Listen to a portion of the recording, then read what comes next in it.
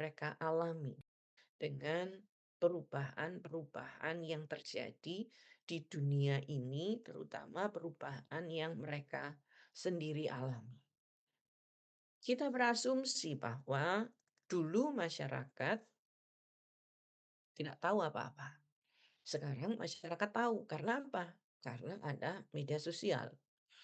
Kita berasumsi dulu digitalisasi itu akan membawa keburukan dalam masyarakat, membawa dekadensi moral, turunnya moral, membawa, kondisi masyarakat yang terpuruk. Siapa yang berkuasa dengan teknologi itulah yang menang, sementara siapa yang tidak bisa mengikuti teknologi itu pada akhirnya kalah. Tetapi apakah demikian? Ini yang nanti akan kita lihat secara bersama di, eee mata kuliah komunikasi dan modernitas. Karena itu, mata kuliah ini akan sejenak membawa Anda keluar dari kehidupan kota yang mungkin terlalu bising bagi Anda. Kita akan mencoba melihat di sisi lain dari masyarakat kita yang kita sebut rakyat, begitu ya, yang kita sebut masyarakat, yang mereka tinggal di remote area atau bahkan mereka yang tinggal jauh dari kota, meskipun mereka berada di kota kecil.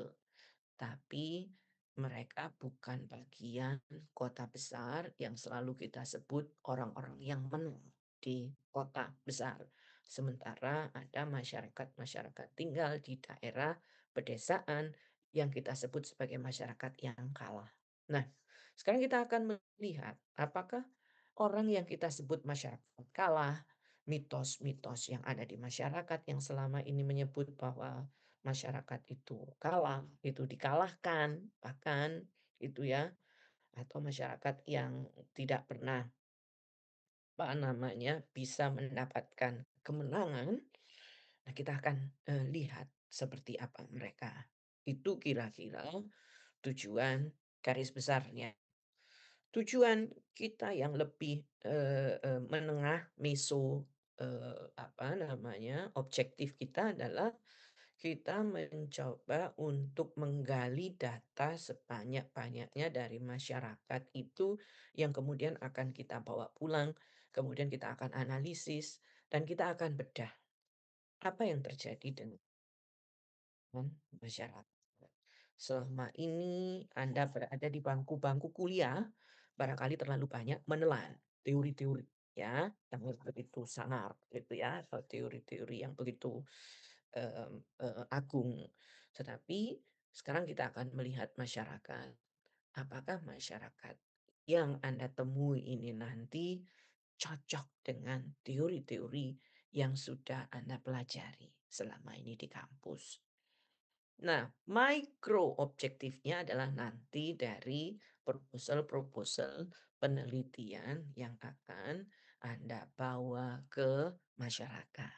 Jadi, itulah sebabnya kita akan mencoba untuk menggabungkan seluruh yang apa namanya sudah pernah kita pelajari ini dengan kondisi yang ada di masyarakat. Saya pun demikian, gitu ya. Saya ada di, Kecamatan Golewa, ya, saat ini di Mataloko. Mataloko itu mana? Saya mencari di map, itu, jauhnya luar biasa, gitu ya. Jadi perjalanan saya dari Surabaya ke Kupang, kemudian ganti pesawat dari Kupang ke Soe, gitu ya, Soe. Soe itu Flores. Nah, di Flores itu banyak kabupaten, gitu ya. Nah, salah satunya adalah Kabupaten Maluku. Di situ ada desa, kecamatan namanya Golewa. Nah, di Golewa inilah saat ini saya sedang mencari data tentang, social mapping ya, tentang pemetaan sosial apa yang terjadi di masyarakat Golewa. Saya mencari tahu pekerjaan mereka, saya mencari tahu apa yang mereka lakukan sehari-hari, apa yang mereka kerjakan, kemudian apa saja yang mereka inginkan, siapa sajakah aktor-aktor mereka, itu ya. Meskipun, saya juga melakukan, diskusi dengan tokoh-tokoh masyarakat, jadi ada FGD, ada in-depth interview, ada juga, kuisioner yang saya, bersama tim mencari data untuk, 200, orang ya yang ada di, Kecamatan Golewa ini. Nah, nanti begitu selesai pulang kita analisis seperti apakah kondisi masyarakat Golewa saat ini. Ini contoh. Nah, saya pun demikian akan membawa Anda ke suatu tempat itu nantinya yang kita sebut sebagai masyarakat-masyarakat yang kita katakan masyarakat-masyarakat pedesaan, itu ya, yang punya struktur, kehidupan jauh berbeda dengan kita. Tapi sebagian dari kita adalah mereka. Sebagian dari kita, saya, Anda, terutama Anda mahasiswa yang di sini, itu adalah anggota masyarakat yang hidup di wilayah tersebut, gitu. Ah, saya ingin tahu sekarang dari Anda, mahasiswa angkatan 2023 ini yang mengikuti komunikasi modernitas, siapakah yang berasal dari desa? Gitu ya. Pemetaan ini saya perlukan supaya nanti saya tawarkan ke Anda, "Anda mau pergi ke mana?" Gitu. Saya tidak menentukan, tapi kita tentukan bersama. Karena kita butuh ada mahasiswa yang tinggal di situ, karena nanti ada urusan administrasi juga yang harus kita, lakukan, gitu ya.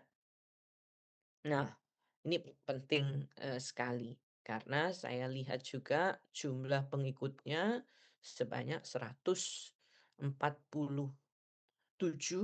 ya, mahasiswa. Nah, ini nanti akan dibagi ada 20 kelompok juga seperti yang tadi saya katakan. 20 kelompok ini akan kita bagi menjadi, apa, nanti kita susutkan ya, bukan 20. Satu kelompok itu saya inginkan antara, 7 sampai 8 ya, maksimal 8 mahasiswa, satu desa nanti karena kita satu kelompok, satu desa. Saya ingin yang laki-laki tidak boleh mengumpul dengan laki-laki. Jadi mahasiswa laki-laki harus bersama dengan mahasiswi ya, mahasiswa perempuan. Kenapa saya nggak mau laki-laki sendiri, perempuan sendiri, karena medan yang akan Anda hadapi nanti cukup berat. Dalam arti butuh laki-laki juga untuk membantu mencari data. Kalau misalnya nanti ya saya tahu banyak perempuan Prof, ini gender Prof gitu ya. Banyak perempuan yang bisa naik sepeda motor, iya tapi saya nggak membolehkan. Anda ya, karena, terkadang ada kondisi-kondisi emergensi yang di situ juga tidak bisa dilakukan oleh perempuan-perempuan sendiri, meskipun perempuan-perempuan kuat. Tapi karena kita tidak tahu kita akan tinggal di masyarakat yang baru dan itu terjadi hanya 4 hari ya, sehingga, di masyarakat itu ada banyak persoalan juga. Jadi bukan hanya Anda yang punya persoalan di masyarakat.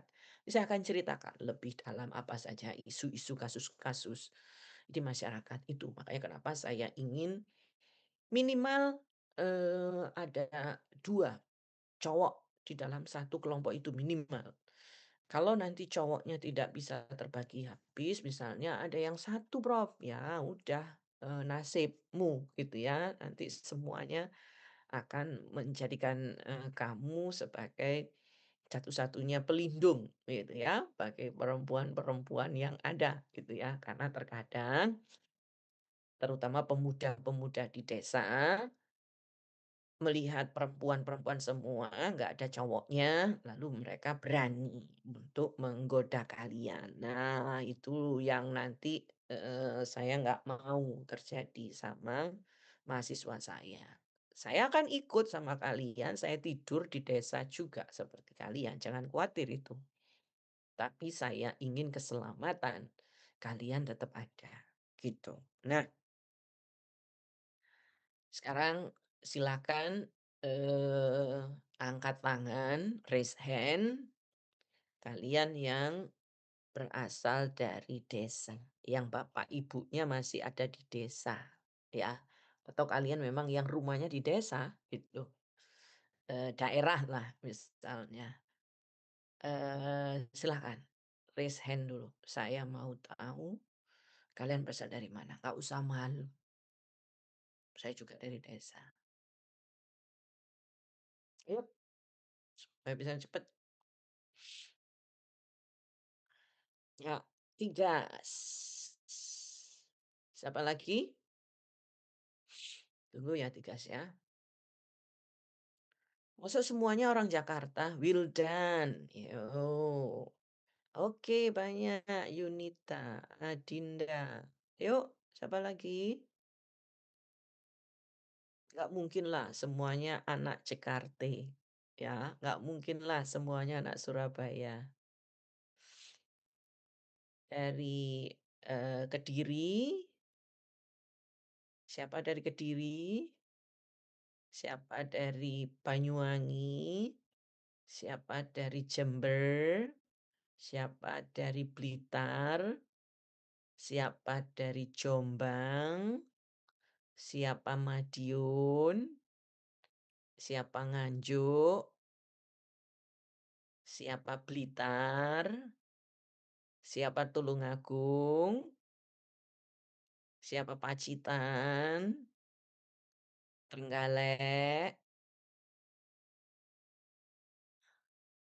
Mana lagi? Bojonegoro? Tuban? Bali? Buleleng? Ya, oke. Baik, sekarang saya tanya dulu satu persatu. Tigas dari mana, Gas? Saya dari Pacitan, Prof. Ida. Uh, top Pacitan. Oke, kita punya Pacitan. Wildan. Dari mana Wildan? Wildan. Nah, saya dari Madiun, Prof. Madiun. Madiun mana Wildan? Saya deketnya pabrik gula Pagotan situ, Prof. Oh, Pagotan. Iya. Oke. Yunita. Dari mana Yunita? Dari Madiun juga, Prof. Ya di mana? Madiunnya di Kabupaten Wungu. Iya, Kabupaten Ungu namanya. Wungu. Wungu. Wow, Biasanya mana itu? buat KKN juga sih, Bu, itu. Oh ya KKN-nya bagus, UNER. oke. Ya oke, kita udah dapat nanti. Ada Madiun, ada Pacitan. Adinda dari mana Adinda? Saya dari Ponorogo, Bu. Oh Ponorogo lah ini berdekatan ini sama apa namanya Madiun tadi ya. Iya. Talija, kamu dari mana? Saya dari Trenggalek sih, Prof. Oh Trenggalek, dekatnya Pacitan. Ya sip, Trenggalek Pacitan. Wisnu dari mana? Kalau saya dari Blitar, Prof. Blitar, oh Iya. Blitar ndi? Saya Sanan Wetan, Prof, dekatnya S kelas Sanan 1. Wetan. Iya. Oke, Galih dari mana? Saya dari Probolinggo, Pajarakan, Prof. Probolinggo, Pajarakan. Oke, makasih Latifa, Lafidan. Dari mana Lafidan? Saya dari Nganjuk, Prof. Nganjuk. Oke, Nganjuk Ya, mana? Nganjuknya, deket alun-alun. Oh, dekat alun-alun. Oke. Betul. Sip, Karina. Saya dari Madiun, Prof. Madiun mana? Deketnya Universitas Merdeka. Oh, Unmer. Oke. Iya. Nah, dia dari mana? Baik, Prof, saya dari Blitar. Blitar. Blitar mana? Saya domisili di Senan Kulon, Kecamatan Senan. Oh, oke. Andrea. Saya dari Probolinggo, Prof. Oh, Probolinggo mana? Di kota sih, Prof, sebenarnya cuma sering ke daerah Sukapura sih itu kalau saya. Oh, Bromo yo, berarti ya. Iya. Heeh. Rek Bromo ayu-ayu putih-putih. Rifki. Dari mana Rifki? Saya dari Lumajang, Prof. Lumajang, pabrik pisang. Lumajang mana kamu? Sumberjo, Sukodono, Prof. Universitas Lumajang. Sumber. Hah? Mana? Universitas Lumajang. Universitas Lumajang. Iya. Oh, iya iya iya iya iya. Rifki, Rifki mana Rifki? Rifki, nanti Iya, Prof. Japri Profida ya, nomor WA-mu ya. Profida ada Pengmas di Lumajang, Rifki. Kamu nanti tak ajak. Nikomang, Narada dari mana? Saya dari Badung Mengui, Bali, Prof. Oh, Badung, enak ini kita ke Bali ya. Kayak pesawat kita PKL-nya. Terus makasih Komang, I Gusti Ayu. Dari mana? Dari Buleleng, Prof. Oh, Buleleng juga. Oh, kamu Buleleng juga ya? Iya. Oke. Apa namanya? Saya ada proyek ke Buleleng, Gusti. Bulan depan ya. Semoga bisa ketemu sama Gusti ya. Nanti ya tak japri ya, Gusti Ayu.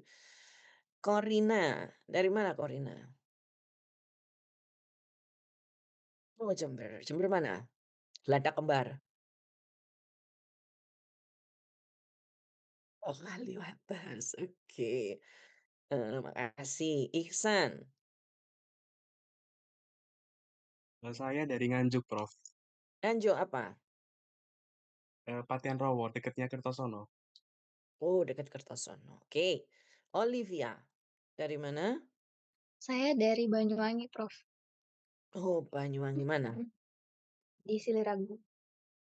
Oke, Semeragung. Oke, baik. Kita punya pilihan sekarang.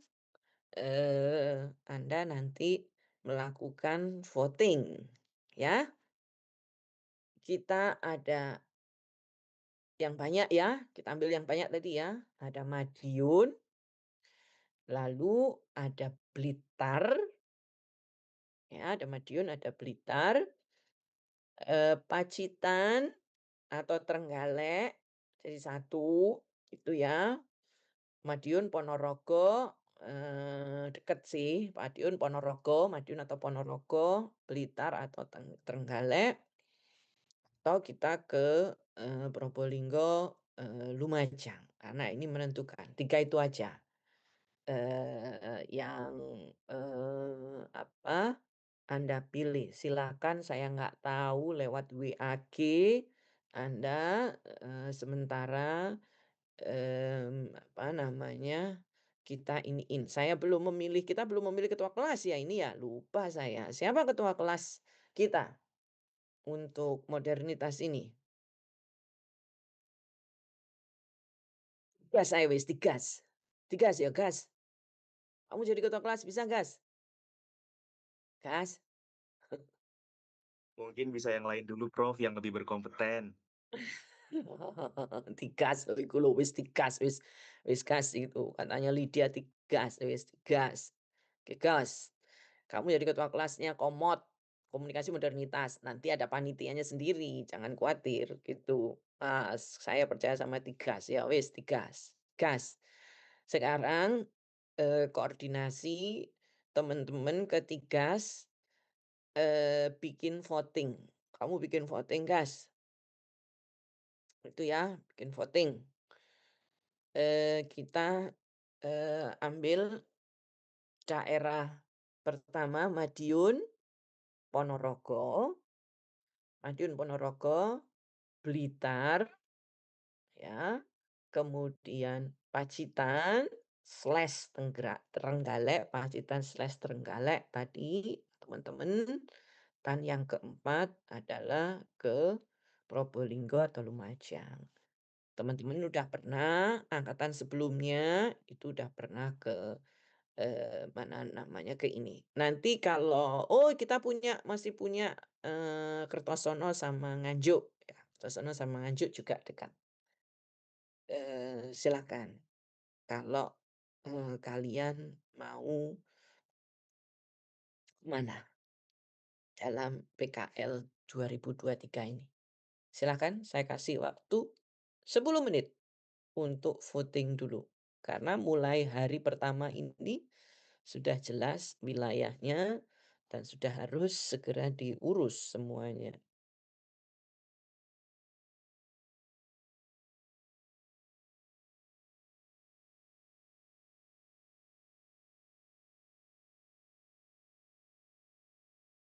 Saya izin bikin voting di grup dulu ya, Prof ya. Iya, silakan. Anjing gua. Itu kayaknya generation pertama deh. Iya kayaknya. Tolong please, Rap. Tigas, mic-nya Tigas. Maaf, maaf.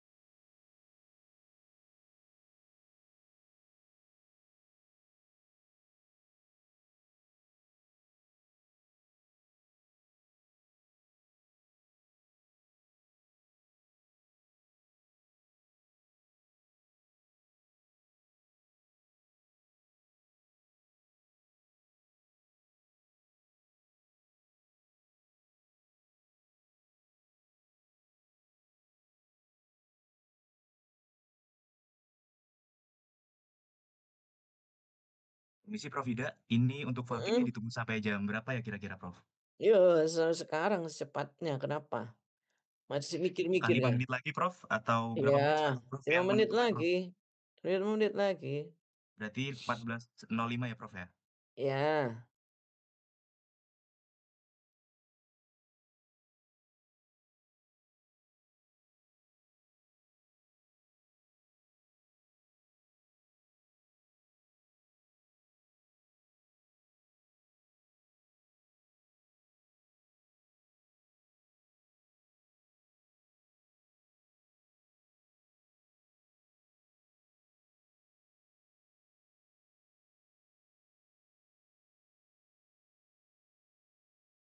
Ya, sambil menunggu voting ya. Jadi nanti kita akan tentukan tanggalnya dulu. Biasanya pelaksanaannya itu setelah UTS ya, karena di UTS Anda masih punya banyak tugas begitu. Jadi setelah seminggu setelah UTS itu kita akan apa? Kita akan berangkat.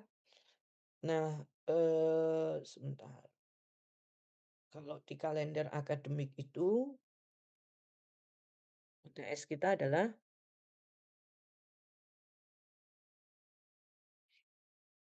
tanggal kalender akademik saya ini. Izin jawab Prof, untuk Yes. UTS-nya saat ini tanggal 29 September sampai 11 Yes. Oktober. Sip. Nah, ketemu. Tanggal berapa, Danica? 29 September sampai 11 Oktober, Prof.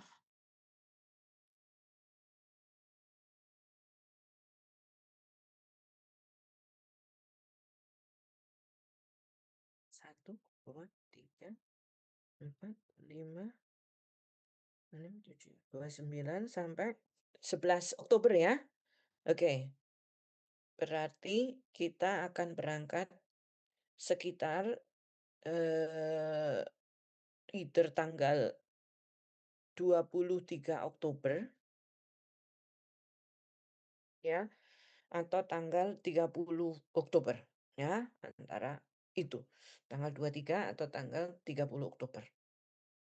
Itu kita akan berangkat.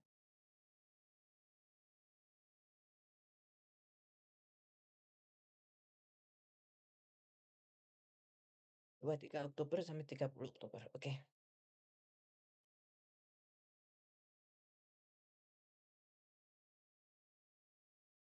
Ya. Terus kemudian kalau nanti memilih tempatnya, wilayahnya bisa dijangkau oleh kereta api atau bisa dijangkau oleh bis ya. Apa namanya, supaya mudah kita pakai. Anda nanti akan mendapatkan uang ganti, uang apa, bantuan ya, bantuan dari fakultas mahasiswa itu kalau belum berubah ya, semoga aja berubah bertambah. Sebesar 75.000 per mahasiswa. Itu untuk mengcover transportasi Anda tentu saja. Nanti sisanya Anda urunan gitu ya. Biasanya urunannya itu enggak ini banget, enggak gede-gede banget biasanya. Nah, kalian nanti akan tidur di desa. Jadi nanti bersamaan dengan apa teman-teman yang lain, saya tidak membolehkan Anda tidur di hotel ya atau di mana, tapi ada di desa. Misalnya di desa Prof, ini ada guest house, Prof boleh nggak? Boleh, gitu ya, boleh saja. Selama itu di desa tersebut, gitu. Itu ada guest house, Anda di situ. Tapi kalau enggak, di situ Tigas, ya Tigas. Baik Prof, terkait dengan hasil voting yang sudah disampaikan di grup, tadi ada pilihan yang dipilih adalah Pacitan atau Trenggalek Prof, yang dipilih paling banyak oleh teman-teman. Bener tak kalian? Hah? Jauh loh itu, nggak apa-apa Kak?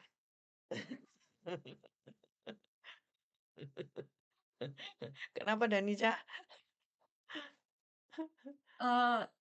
Mungkin kalau tadi kan Prof bilang yang bisa dijangkau pakai kereta ataupun bis ya. Nah, kalau misalkan di Trenggalek itu tuh susah nih teman-teman. Kita tuh kalau misalkan pakai kereta nih ya, harus turun lewat Tulungagung. Terus kalau misalkan mau ngebis ya, nanti turunnya tuh mentok-mentok di kota. Terus belum lagi kalau misalkan kita nyarinya yang di pelosok, itu bisa kayak 1 sampai 2 jam tergantung dari daerahnya. Mending ke Pacitan atau mungkin di tempat lain gitu kan. Kalau Trenggalek kayaknya susah ya teman-teman gitu. Izin berpendapat, Prof Ida, kalau Pacitan sepertinya kondisinya juga kurang lebih sama seperti Trenggalek, Prof.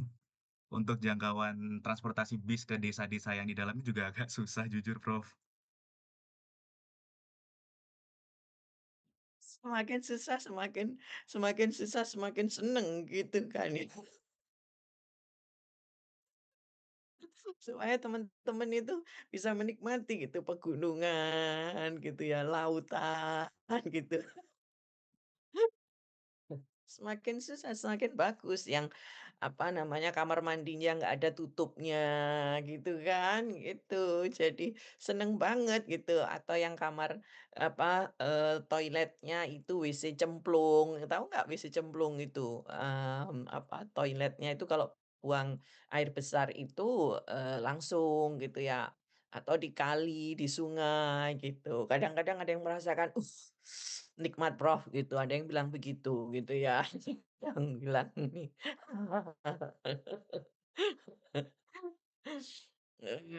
Apa namanya, ini, nggak apa-apa kalau, teman-teman udah seperti itu, ya nanti kita sewa bis, nanti kemudian masuk ke desa-desanya kita pakai angkot, gitu ya.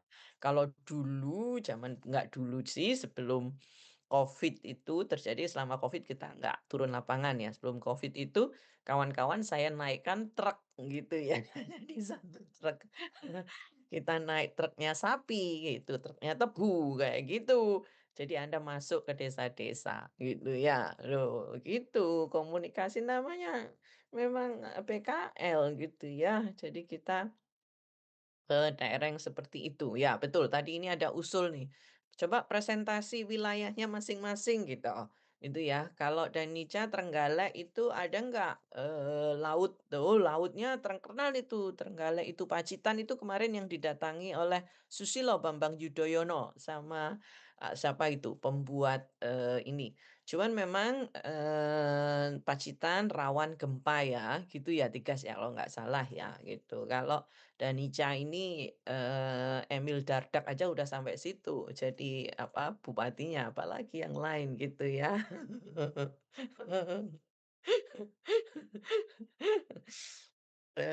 Apa namanya, teman-teman, mau yang mana itu alternatifnya? Kemudian yang kedua mana Tigas? Yang kedua, ya Tigas? Maaf Prof, terkait dengan voting yang sudah dilaksanakan, ini di teman-teman di grup ingin mengajukan untuk voting ulang Prof kalau diperkenankan. Oh iya silakan voting ulang aja. Baik Prof, Gimana? mohon ditunggu sebentar ya Prof. Iya, atau kita kerucutkan aja deh, Madiun sama Blitar, wis itu, mau mana? Mau ke Madiun atau mau ke Blitar? Wis, ayo, Madiun atau Blitar? Itu aja. Jadi 2 aja Tigas, Madiun atau Blitar.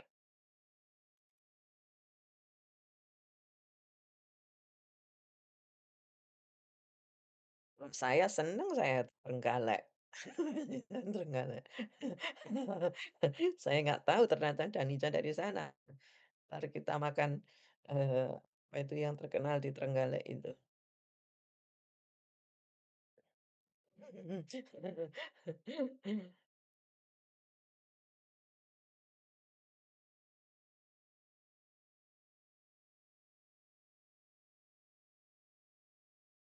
Ya, yang terkenal Danica, betul. Yang terkenal Danica di Trenggalek itu.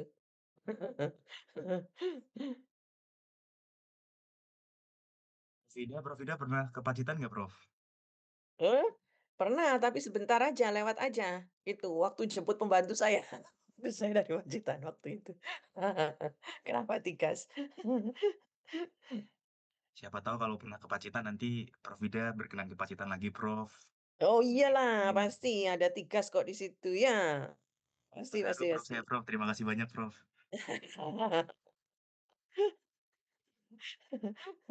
Ada Tigas di situ, why not gitu kan ya.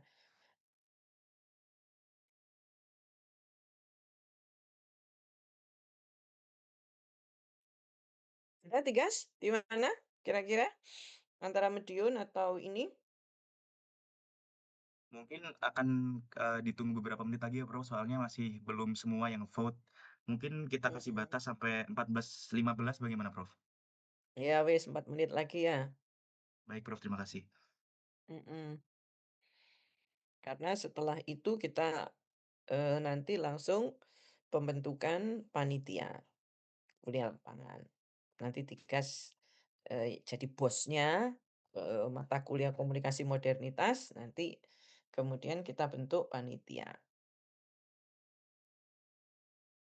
Panitiaan. Nanti ada seksi konsumsi gitu, yang ngurusi makan kalian, itu juga, gitu ya. Ada bendahara, macam-macam.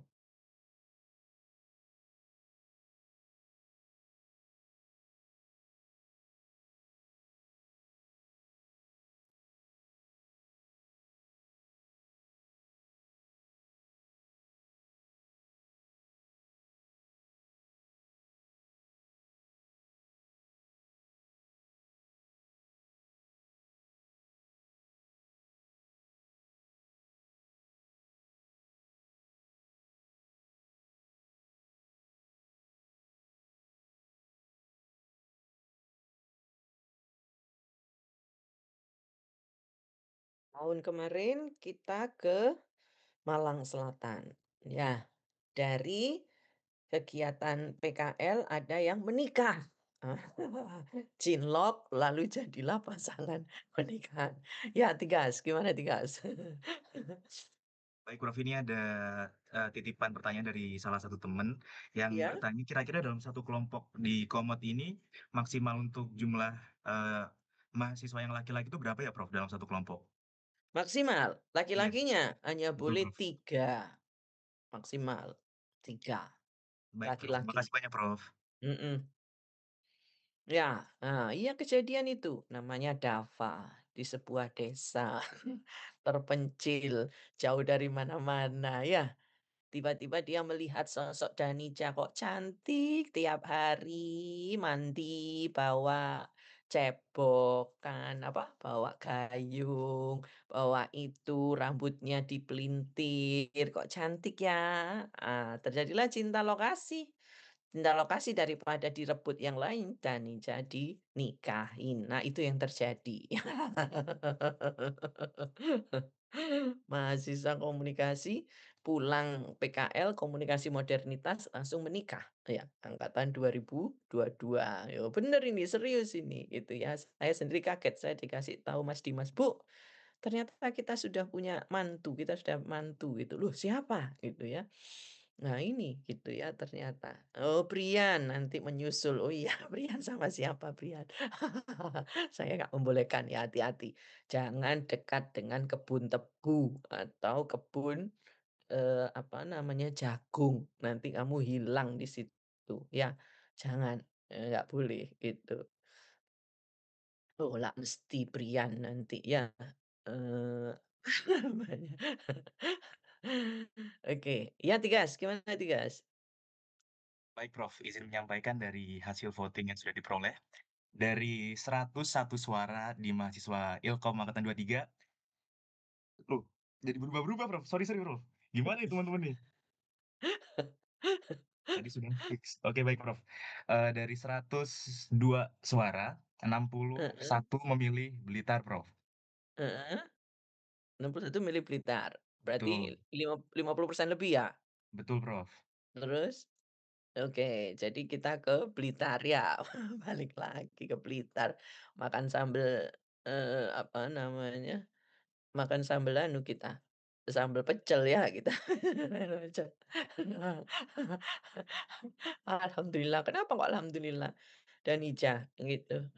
Alhamdulillah nggak ke Trenggalek gitu ya, padahal kalau ke Trenggalek sama Pacitan, kita mau mampir ke rumahmu, gitu. Biasanya Profida gitu, mau mampir ke rumahnya mahasiswa ketemu bapak ibunya, gitu ya, harus. Tolong diingat juga Anda nggak boleh bawa mobil, Anda nggak boleh bawa motor, Anda dari Surabaya ya, semuanya akan dinaikkan, kereta api atau naik bis. Oke, ketemu, sudah, Tigas udah jadi ketua, kelas komunikasi modernitas. Maka yang jadi panitianya adalah mereka yang berasal dari daerah tadi, itu yang jadi panitia. Jadi Danija tetap jadi panitia, gitu ya. Anak-anak Deso tadi jadi panitia. Coba yang dari Blitar tadi siapa saja? Angkat tangan. Yang dari Blitar? Oke, Wisnu, Zalfa, Nadia, Rehana. Nah, ini mau siapa? Jadi ketua, panitianya sama Sabila. Wisnu, Zalfa, Nadia, Sabila dari Blitar. Wisnu Blitar mana Wisnu? Saya di Sanan Wetannya, Prof. Sanan Wetan. Oh ya, Zalfa?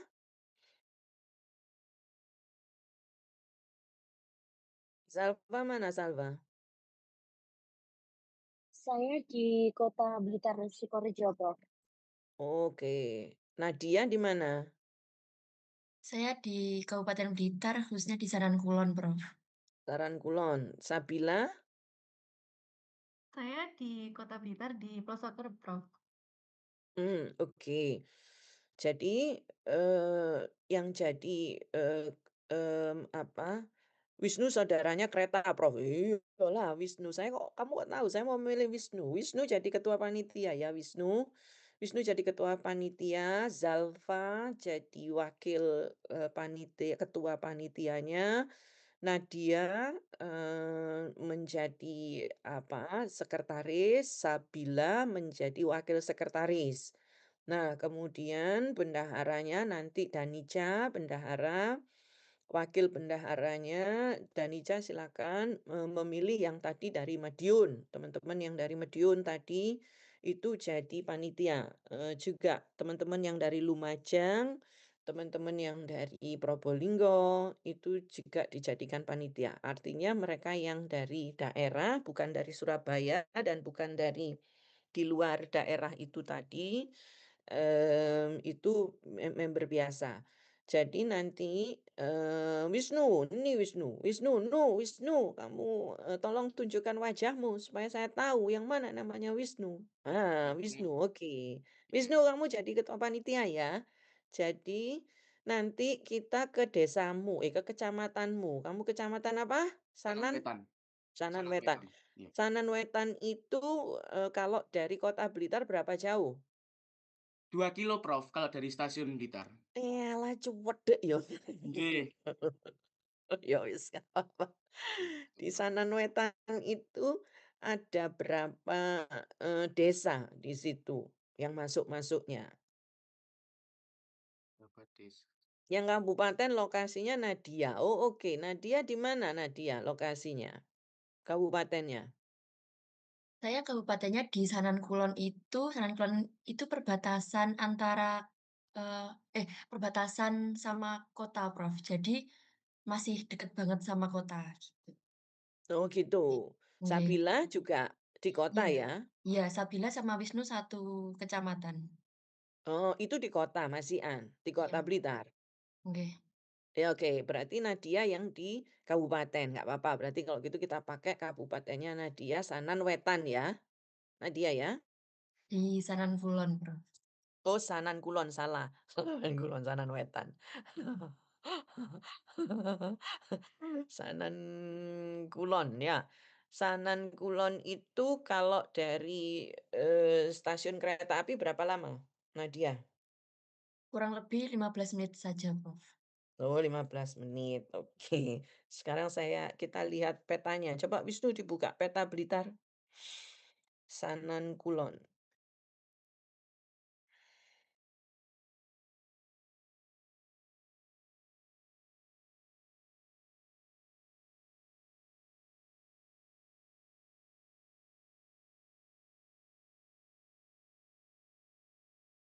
Saya cek ya, saya share ya.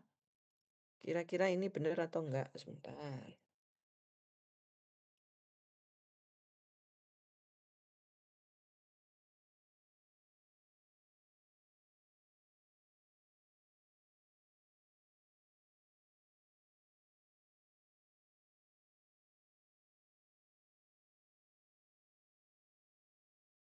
Hmm. Yang mana tempatmu? Sanan Kulon itu ini. Nggih, betul. Saya rumahnya di selatannya itu, Prof, Pasar Sumberingin. Oh, oke. Ini semua dekat sama anu ini ya. Bung Karno. Grave ada di sini. Pasar Rejotan.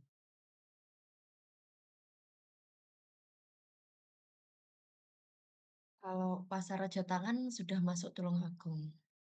Oh, Pasar Rejotangan sudah masuk Tulungagung. Nggih. Jadi ini perbatasan ya? Belum, Prof, masih bisa ke barat lagi, nanti perbatasan di daerah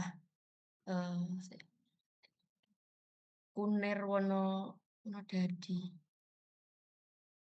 sama Kademangan. Oh gitu ya. Ada 12 desa ya di Sanan Kulon ya.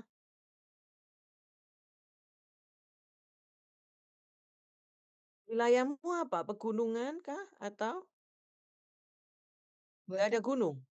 Ada gunungnya di sebelah utara, Prof. Sudah masuk ke Kecamatan Legok. Kalau di Sanan Kulon masih dataran rendah. Oh, masih dataran rendah aja. Iya. Oke. Petanya. Kita lihat peta yang ini ya. Terus pencarian masyarakatnya di sana apa? Masih rata-rata petani sama pedagang di pasar, kalau nggak gitu banyak yang bekerja di kantor kota, ke kota. Ini wilayahnya. Itu kecamatannya ya.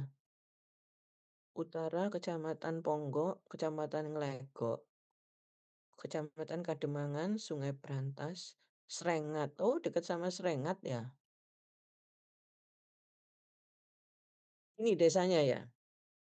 Bendosari, Nggih, leres. Bendowulung, Geluduk, Geleduk, Gluduk, Geleduk, iya, Jeding, jeding, Jeding, Kalipujung, Ploso Arang, Purworejo, Sanan Kulon, Sumber, Sumberingin, Sumberjo, dan Tulis Kriyo. Oh, ini ada Arca ya.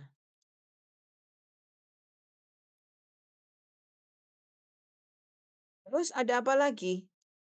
Nadia, barangkali perlu diiniin yang teman-temannya tahu. Kok rame Bendosari?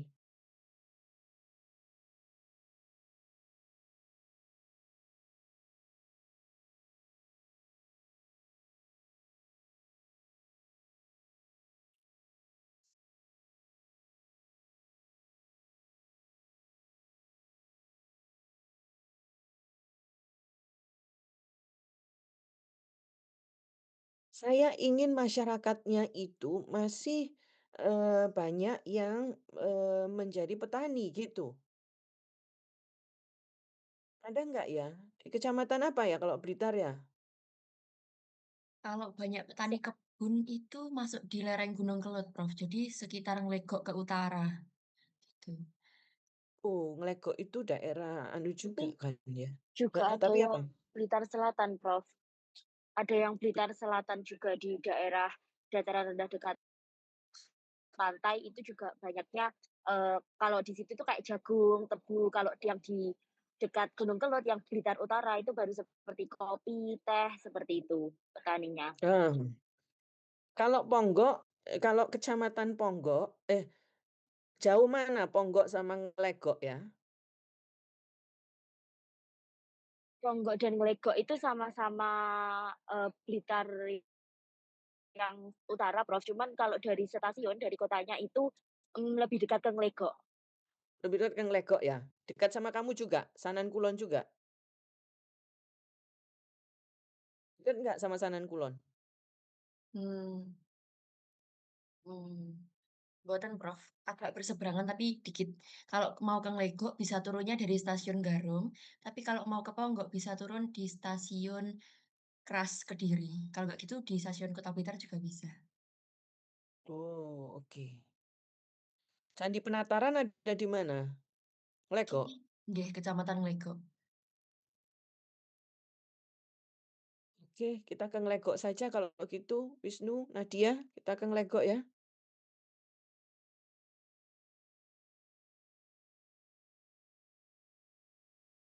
Karena dia aliran Kelut ini ya.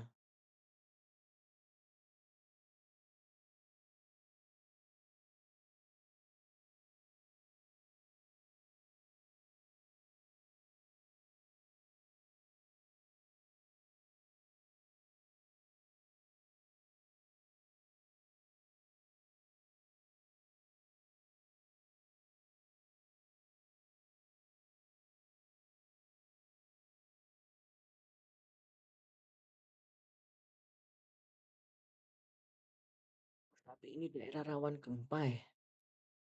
Bu Ida seneng aja kalau daerah rawan gempa ini. Karena penelitian saya tentang kegempaan ini. Oh, kalian kan ada mata kuliah gempa ya? Apa bencana ya?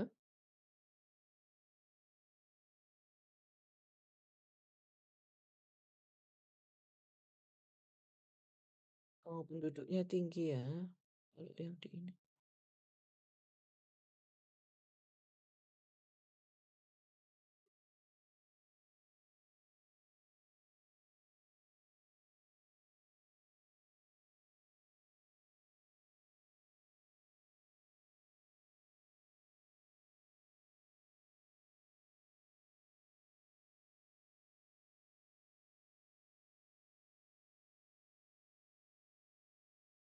Sebentar ya semuanya ya, kita masih ini dulu. Jadi kereta api itu berhenti di mana aja, Nadia? Kalau di Kabupaten Blitar, yang dekat sama Nglegok nggih, Bu, itu ada di Garum sama Kota Blitar. Gitu. Stasiun Garum sama stasiun Kota Blitar itu kalau dari Surabaya lewat arah Malang, itu lebih duluan Garum, baru Kota Blitar, gitu. Mhm. Nggih. Tarifnya sama-sama 15.000 dari Surabaya. Sama ya? Nggih, sama.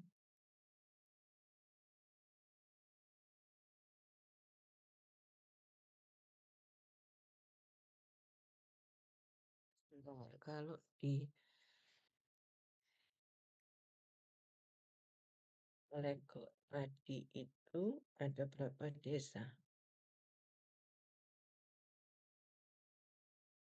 Ada 10 desa di Nglegok itu ya. Bangsri, Banjarjo, Kledan, Tambak Rejo, Dayu, Gambingan, Ngentak, Sanan, Jiwut, Kedawung, Kemloko ya, Krenceng, Kemodangan, Ngoran, Penataran, sama Sumber Asri.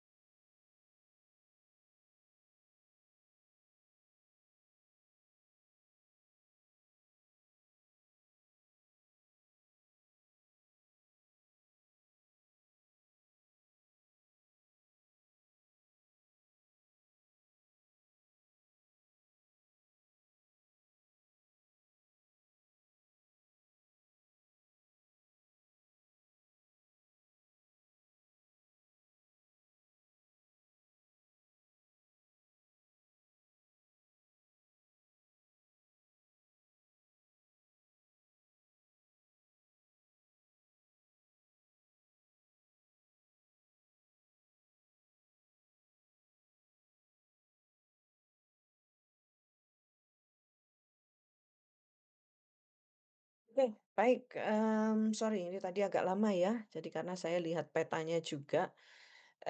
Kira-kira kita kalau ke Nglegok turun mana tadi, Nadia, kita? Bisa di Stasiun Garum, kalau nggak gitu ke Stasiun Blitar Kota. Garong atau Blitar Kota? Kalau di Blitar Kota, kita turun di situ berapa lama kemudian ke sana? Nggih, coba saya map dulu ke Candi Penataran nggih, Bu, patokannya, sebentar. Oh, ininya Candi Penataran ya? Iya, saya berpatokannya di Candi Penataran dari 2 stasiun kereta itu, nggih. Oke oke oke oke oke oke.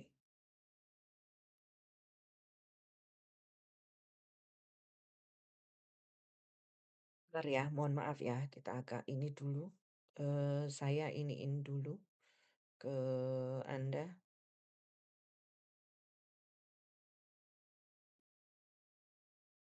Nanti diiniin sama Nadia sama siapa namanya, sama Wisnu ya. Wisnu, nanti kamu iniin ya. Intinya, nanti tolong, panitia dibentuk dulu ya, Wisnu ya, tadi ya, panitianya dibentuk dulu. Kemudian tolong ditentukan, desa-desanya nanti sama Nadia gitu yang, Zalfa juga. Kira-kira desa mana yang nanti, atau kecamatan mana yang nanti akan kita pilih ya. Yang memudahkan kalian, tetapi juga kondisinya belum kota. Seperti kayak Sanan Wetan kalau punyanya, Wisnu tadi kan Sanan Wetan terlalu kota ya. Punyanya Nadia juga Sanan Kulon agak kota ya. Jadi nanti teman-teman nggak bisa dapat data yang, bagus gitu. Kalau di Nglegok saya nggak masalah, cuman, sekarang, kondisinya gimana? Penataran gitu ya, Nglegok penataran itu ya, nggak ada masalah kan ya kondisi di Nglegok ya? Kita nggak usah yang deket-deket dengan Gunung Kelut, nggak usah yang jauh-jauh situ, Nadia sama Wisnu dan Zalfa, nanti dicarikan aja desa-desa yang ini. Jadi satu desa bisa 2 kelompok atau 3 kelompok nggak masalah, karena di desa itu kan ada dusun gitu kan ya. Jadi nanti satu desa bisa dihuni oleh 2 atau 3 kelompok gitu. Coba dicarikan dulu karena kalau saya lihat di Nglegok itu ada 10 kelompok. Ya Tigas, gimana Tigas? Izin Prof terkait dengan susunan panitia, Komot. Tadi Mhm, teman-teman di grup, menyampaikan terkait susunan Prof. mhm, Jadi, dari teman-teman, mempertimbangkan untuk ketua, panitia dari Komot ini itu, sebentar Prof, mhm. adalah dia, ketuanya dia, kemudian wakil Oke, ketuanya Zalfa, kemudian mhm. sekretaris bendahara Sabila, kemudian Wisnu, menjadi korlap atau transportasi Prof. Soalnya, Oh iya. dirasa teman-teman Wisnu itu memang ahlinya di bidang Akomtrans Prof. Oke oke, Betul. iya. Oke. Apakah disetujui Prof ini Prof? Setuju aja, saya setuju aja sama kalian, nggak masalah. Ya, oke. Jadi, saya butuh itu ya. Jadi 3 panitianya nanti kamu koordinasi terdiri dari ketua, wakil ketua, sekretarisnya 2 karena sekretaris nanti ngurusin proposal dan perizinan, seksi perizinan ada ya nanti ya. Kemudian bendahara, kemudian, perizinan, transportasi, dan konsumsi, sendiri dan akomodasi sendiri. Konsumsi itu nanti yang akan menyediakan makan selama di kereta, kemudian makan ketika ada di kecamatan atau di kecamatan, kemudian makan akan pulang ya, pulang, itu konsumsinya ditanggung oleh panitia.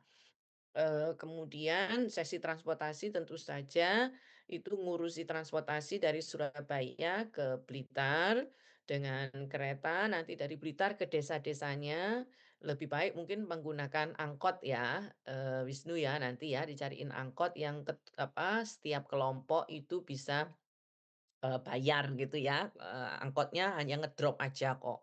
Angkotnya hanya ngedrop, nanti pulangnya, kumpul lagi di kecamatan, kota atau di kota, di stasiun nanti dijemput juga oleh ini. Nah, nanti upacara pembukaan itu akan dilakukan di kecamatan ya, Nadia. Jadi nanti koordinasi sama kecamatan, kalau di Ngeglok itu nanti dengan kecamatan, kemudian, kita akan upacara dengan kecamatan. Kalau misalnya, ada Prof, ada desa yang berhimpitan antara Kecamatan Nglegok dan Sanan Kulon, nggak apa-apa diambil. Jadi nanti kita ada di 2 kecamatan. Jadi itu nggak apa-apa, Nadia ya. Jadi misalnya ada kecamatan-kecamatan yang desa-desa yang berhimpitan kecamatannya, maka kita akan minta izinnya di 2 kecamatan. Anda nanti juga minta izin, ini yang di Kota Blitar ya, Zalfa dan sebagainya, tolong dibantu ke perizinannya ke Bakes Bangpol di, kabupaten. Nah, nanti minta sekalian proposalnya minta di 2 kecamatan itu. Jadi kecamatan, Nglegok sama kecamatan mana misalnya Sanan Kulon atau mana yang menurut Nadia nanti berdekatan, gitu ya. Nah, itu yang ditanggung panitia nanti adalah konsumsi saat di kecamatan, konsumsi di kereta misalnya, atau konsumsi nanti di, ketika pulang, gitu. Terus kemudian, sebelum kalian, itu pada minggu ke-4 atau ke-5, minggu ke-5 ya, minggu ke-5 atau minggu ke-6 itu, ada survei. Survei itu akan dilakukan oleh, semua, ketua-ketua kelompok. Jadi ketua kelompok dan seluruh panitia. Panitia bolehlah berangkat semua atau sebagian berangkat, dari Surabaya ke sana untuk, kelompok-kelompok itu memastikan mereka tinggal di mana.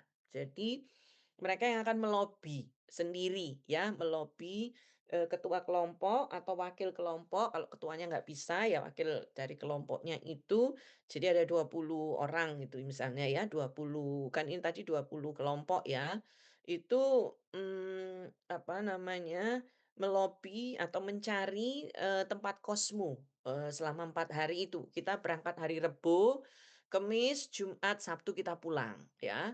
Kalau teman-teman misalnya, "Prof, masih kurang Prof, Minggu mau pulang." Silakan, nggak apa-apa.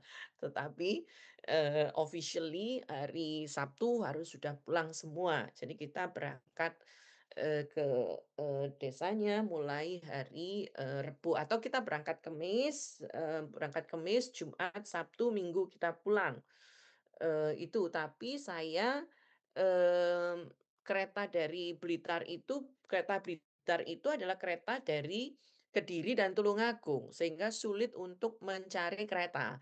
Jadi Wisnu nanti kalau sudah fix langsung ke KAI, minta Ya. surat ke KAI, surat untuk mahasiswa UNER, itu, dapat potongan. Iya. Kumpulkan KTP, KTM mahasiswa, terus minta bisa nggak kita 1 gerbong full, Bisa, itu Prof. bisa. Wah, sip, Iya iya. diambil oleh mahasiswa, komunikasi, Kalau UNER ini, iya, gitu kalau ya. mau 1 rangkaian gitu di atas 20 orang, Prof, kan kita sudah bisa. Iya, sudah memenuhi kan? Iya, Nah sudah itu. sudah. Iya, betul. Jadi supaya berdekatan ya, Wisnu Siap ya, nanti siap. tolong diiniin, minta berhenti di stasiun Blitar Bentar. misalnya, atau minta berhenti di stasiun yang tadi yang lebih mudah. Jadi kita akan berangkatnya hari Rebo, Kamis, Jumat, dan Sabtu. Nah, yang kalian lakukan apa? Yang kalian lakukan itu ada 2. Yang pertama, masing-masing kelompok itu melakukan penelitian dengan tema masing-masing. Nah, tema itu sudah saya minta di minggu ketiga. Itu kalau bisa ada tema di minggu ketiga. Nanti Nadia bikin proposalnya dengan saya sama Mas Angga ya, sama Mas Dimas. Proposalnya judulnya apa, contohnya kayak apa. Nanti, bisa konsultasi juga ke Mbak Kusnul ya. Karena proposal itu harus segera supaya uang kalian bisa diambil. Proposal itu tujuannya untuk mengambil uang dan untuk mengambil surat pengantar. Proposal itu nanti kamu bawa ke Pakes Bangpol beserta surat dari fakultas. Jadi nanti surat dari fakultas itu ada. Proposalnya harus saya tanda tangani, jadi nanti ada tanda tangan saya gitu ya. Jadi minggu depan kita mulai membuat proposal gitu ya. Jadi minggu ketiga udah semua. Nah, minggu ketiga judul-judul dari kelompok saya sudah terima. Jadi kita udah presentasi, minggu ketiga presentasi, teman-teman kelompok judul-judul penelitian, kalian selama di desa itu. Nah, kalian tanya ke Nadia, "Ada SD berapa? Ada SMP berapa?" Nah, misalnya gitu. Jadi nanti misalnya judul penelitian kalian adalah digital literasi pada anak-anak SD. Nah, itu ada SD berapa? Saya tidak membolehkan lebih dari 1 kelompok untuk ke SD yang sama. Jadi tidak boleh ada sekolah yang sama. Jadi kalau satunya sudah ke SD negeri 01, maka kelompok yang lain harus ke SD negeri 02. Kalau satu kelompok tadi itu ke madrasah ibtidaiyah, maka yang lain nggak boleh ke madrasah ibtidaiyah. Kalau yang satu ke madrasah sanawiyah, maka yang lainnya tidak boleh ke madrasah itu. Misalnya Anda ingin tahu media habit pada anak-anak SD di SD sanawiyah gitu ya, atau media sosial habit. Judul penelitiannya yang begitu-begitu, yang mudah, yang bisa Anda kerjakan tetapi bermanfaat. Jadi Anda bisa tahu ternyata social media habit masyarakat kayak anak-anak itu kayak gini. Itu penelitian yang harus Anda lakukan. Penelitiannya kuantitatif.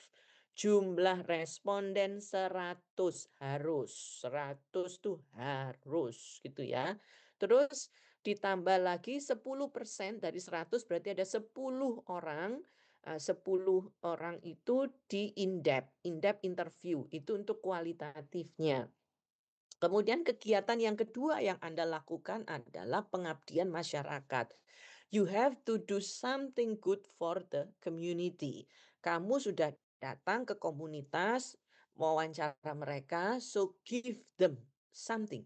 Berikan mereka sesuatu yang Anda bisa. Misalnya, penelitian Anda tentang digital literasi pada anak-anak SMP apa misalnya SMP negeri 4 di Nglegok misalnya gitu ya. Nah, Anda pengmasnya apa? Pengmasnya harus berkaitan dengan komunikasi. Pengmasnya misalnya public speaking. Nah, atau pengmasnya adalah literasi digital misalnya atau literasi game digital untuk anak-anak. Atau kalau penelitian Anda tentang dampak dari game, jangan bilang pengaruh ya, tapi dampak ya. Studi-studi kita lebih banyak ke dampak. Dampak game terhadap waktu belajar siswa SD misalnya di SD 01 misalnya. Anda ambil yang kelas 6 misalnya. Nah, nanti ketika survei, itu teman-teman yang mengambil SD, SMP, SMA, itu Anda juga harus komunikasi dengan Bapak Ibu guru di sana, dengan kepala sekolahnya. Kulon nuwun, Bapak, Ibu, kami mahasiswa UNER akan melakukan PKL di sini, praktek kerja lapangan tentang komunikasi dan modernitas. Kami menggunakan SMP, SMA, atau SD Bapak Ibu. Nanti kami mohon kami akan datang pada tanggal misalnya 30 Oktober. Kira-kira SD-nya bisa diganggu apa enggak? Oh, ini anak-anak ini ulangan.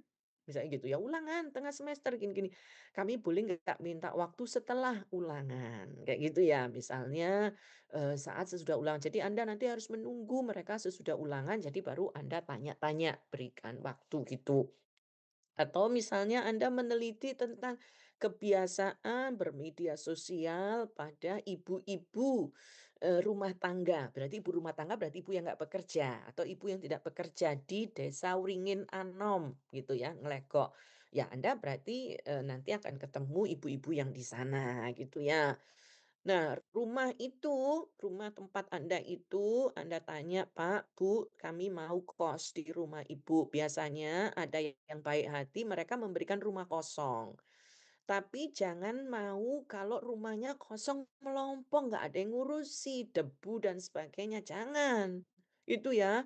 Kalau dikasih rumah kosong paling tidak ada kompor.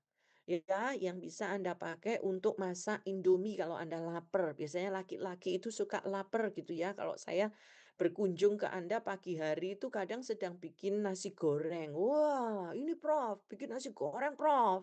Dia ahlinya. Meskipun ketika dimakan rasanya nggak ngalor, nggak ngidul gitu ya. Istilahnya nggak selatan, nggak ke utara nasi gorengnya kayak gitu. Tapi Anda lapar butuh makan. Kemudian kamar mandi otomatis yang biasa, bukan yang mewah ya, jangan harus yang shower dan sebagainya, tempat tidur. Anda ada yang beruntung gitu ya, ada yang baik, ibu kosnya gitu ya. Oh, kalian sudah seperti anak saya sendiri, lalu dikasih kasur busa, itu ada yang enak banget. Ada yang nggak ada kasurnya sama sekali, jadi Anda harus tidur di bawah. Nah, perhatikan itu dalam memilih itu.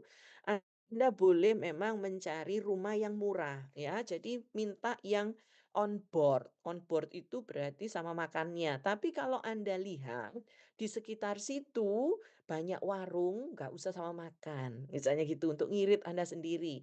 Bu, kita mau sewa rumahnya aja atau kita mau kos. di kamarnya gitu. Terus makannya Anda ke warung-warung yang ada di situ, itu ya. Nah, kalau tempatnya Anda bilang creepy, ya jangan ditempati gitu ya. Jadi nanti tergantung sama tim survei. Jadi tim surveinya dikasih tahu misalnya, "Oh, kamu yang survei, kamu harus dia punya lemari, dia punya ini, dia punya" enggak gitu ya, tapi ngomong yang baik, kemudian difoto supaya teman-temannya ngerti ya, kemarin itu yang terjadi di Malang Selatan itu, salah satu desa itu ada 2 kelompok 1 kelompok ya, 2 kelompok. Kebetulan ternyata tempat kosnya itu adalah tempat, pemotongan kayu. Jadi mahasiswa tidurnya dekat kena kayu, apa namanya, ini. Lalu Prof Ida malam-malam ke sana biasanya telepon ketua kelasnya biasanya Nadia atau Tigas telepon, "Prof, ini ada emergency," gitu. Saya langsung ke sana. "Iya, kenapa?" "Prof, tempat kami tidur kayak gini." "Waduh, kok kayak gini?" Saya angkut dengan mobil. Saya bawa mobil fakultas ya nanti ya. Saya sama Mas Angga bawa mobil fakultas, saya angkut pakai mobil, "Ayo kita pindah." Saya pindahkan kalian gitu ya ke, rumah-rumah yang, layak. Nah, tolong nanti kalau survei, betul-betul Anda survei, Anda lihat apa yang ada di situ gitu.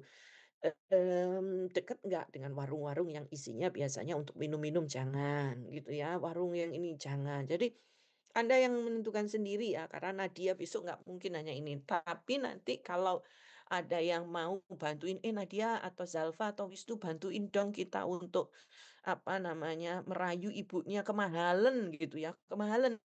Dulu saya yang mau diminta mahasiswa itu dablek-dablek juga nakal gitu ya.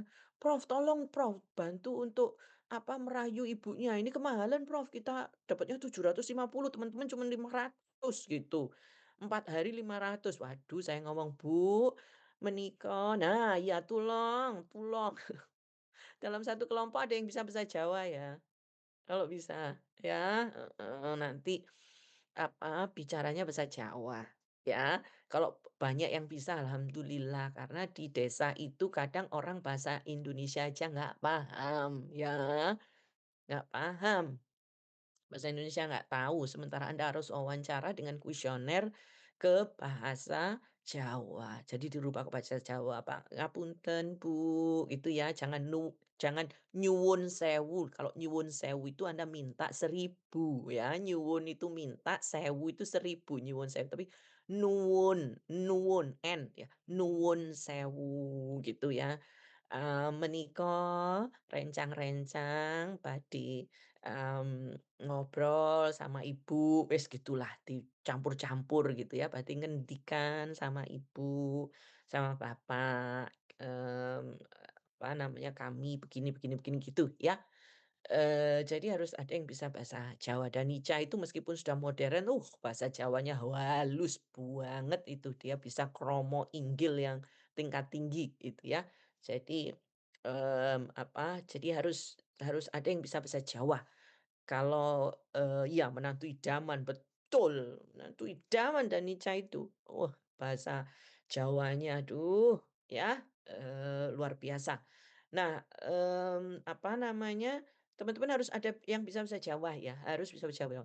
Terus Prof nanti di sana boleh nggak kami pinjam, motor karena wilayahnya jauh, ada dukuh atau dusun yang jauh boleh, tapi pinjam ya, pinjam ke Pak Lurahnya ya, pinjam ke Pak Carinya, pinjam ke itu supaya Anda bisa menjangkau. Kadang ada desa yang dukuhnya itu, jauh gitu ya, yang harus juga Anda tempuh karena Anda ada di situ. Itu yang harus Anda perhatikan juga. Kemudian, survei-survei itu nanti saya jelaskan di minggu ke-2 atau minggu ke-3 Anda sudah akan mulai, yang penting Anda tetapkan dulu mulai sekarang, kelompok ya, 3 ya, kelompok, komunikasi modernitas harus sudah, kumpul di Tigas, hari ini gitu, supaya nanti saya bisa ini ya Tigas, kenapa? Oke, nuwun sewu Prof, terkait dengan kelompoknya. Ini kan di Mhm, Komod ada 2 kelas ya Prof ya? mhm, Itu nanti per kelas berarti ada berapa kelompok Prof? Dan misalkan nanti, 10. 10 kelompok per kelas nggih, Prof? Mhm, Berarti, mhm. anggota mahasiswa kelas A tidak bisa sekelompok dengan mahasiswa kelas B, seperti itu ya, Prof, ya? Yes, betul. Baik, Prof. Terima kasih banyak, Prof. Mhm. Nggak bisa, ya. Jadi A dengan A, B dengan B. Jadi, tidak ada dusta di antara kita, gitu ya. Nah, Tikas, nanti kelompoknya, kamu lihat kalau satu kelasnya berarti sekitar 140, 70, berarti satu kelompoknya itu 17.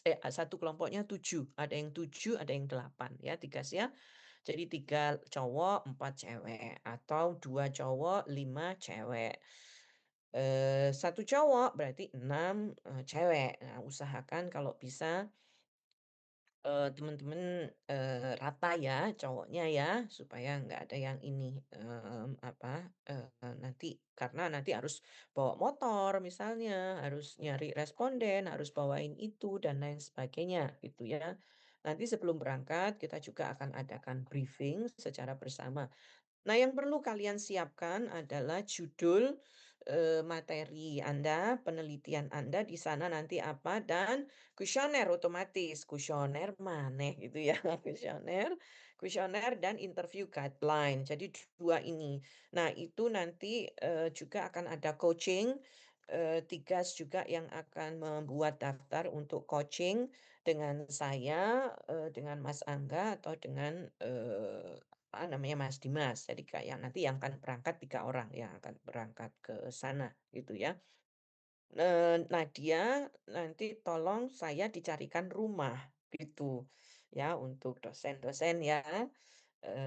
Misalnya rumahnya, "Prof, satu rumah sama kelompoknya Danica ya." Nggak apa-apa, it's okay gitu ya. Apa namanya, dicarikan, rumah yang jadi satu gitu, yang memungkinkan. Nah, kira-kira itu ya, nanti teman-teman mulai ke sana. Saya akan sekarang menjelaskan materi sebentar aja supaya ada gambaran bagi Anda sebelum menyusun, sebelum menyusun ininya, ya,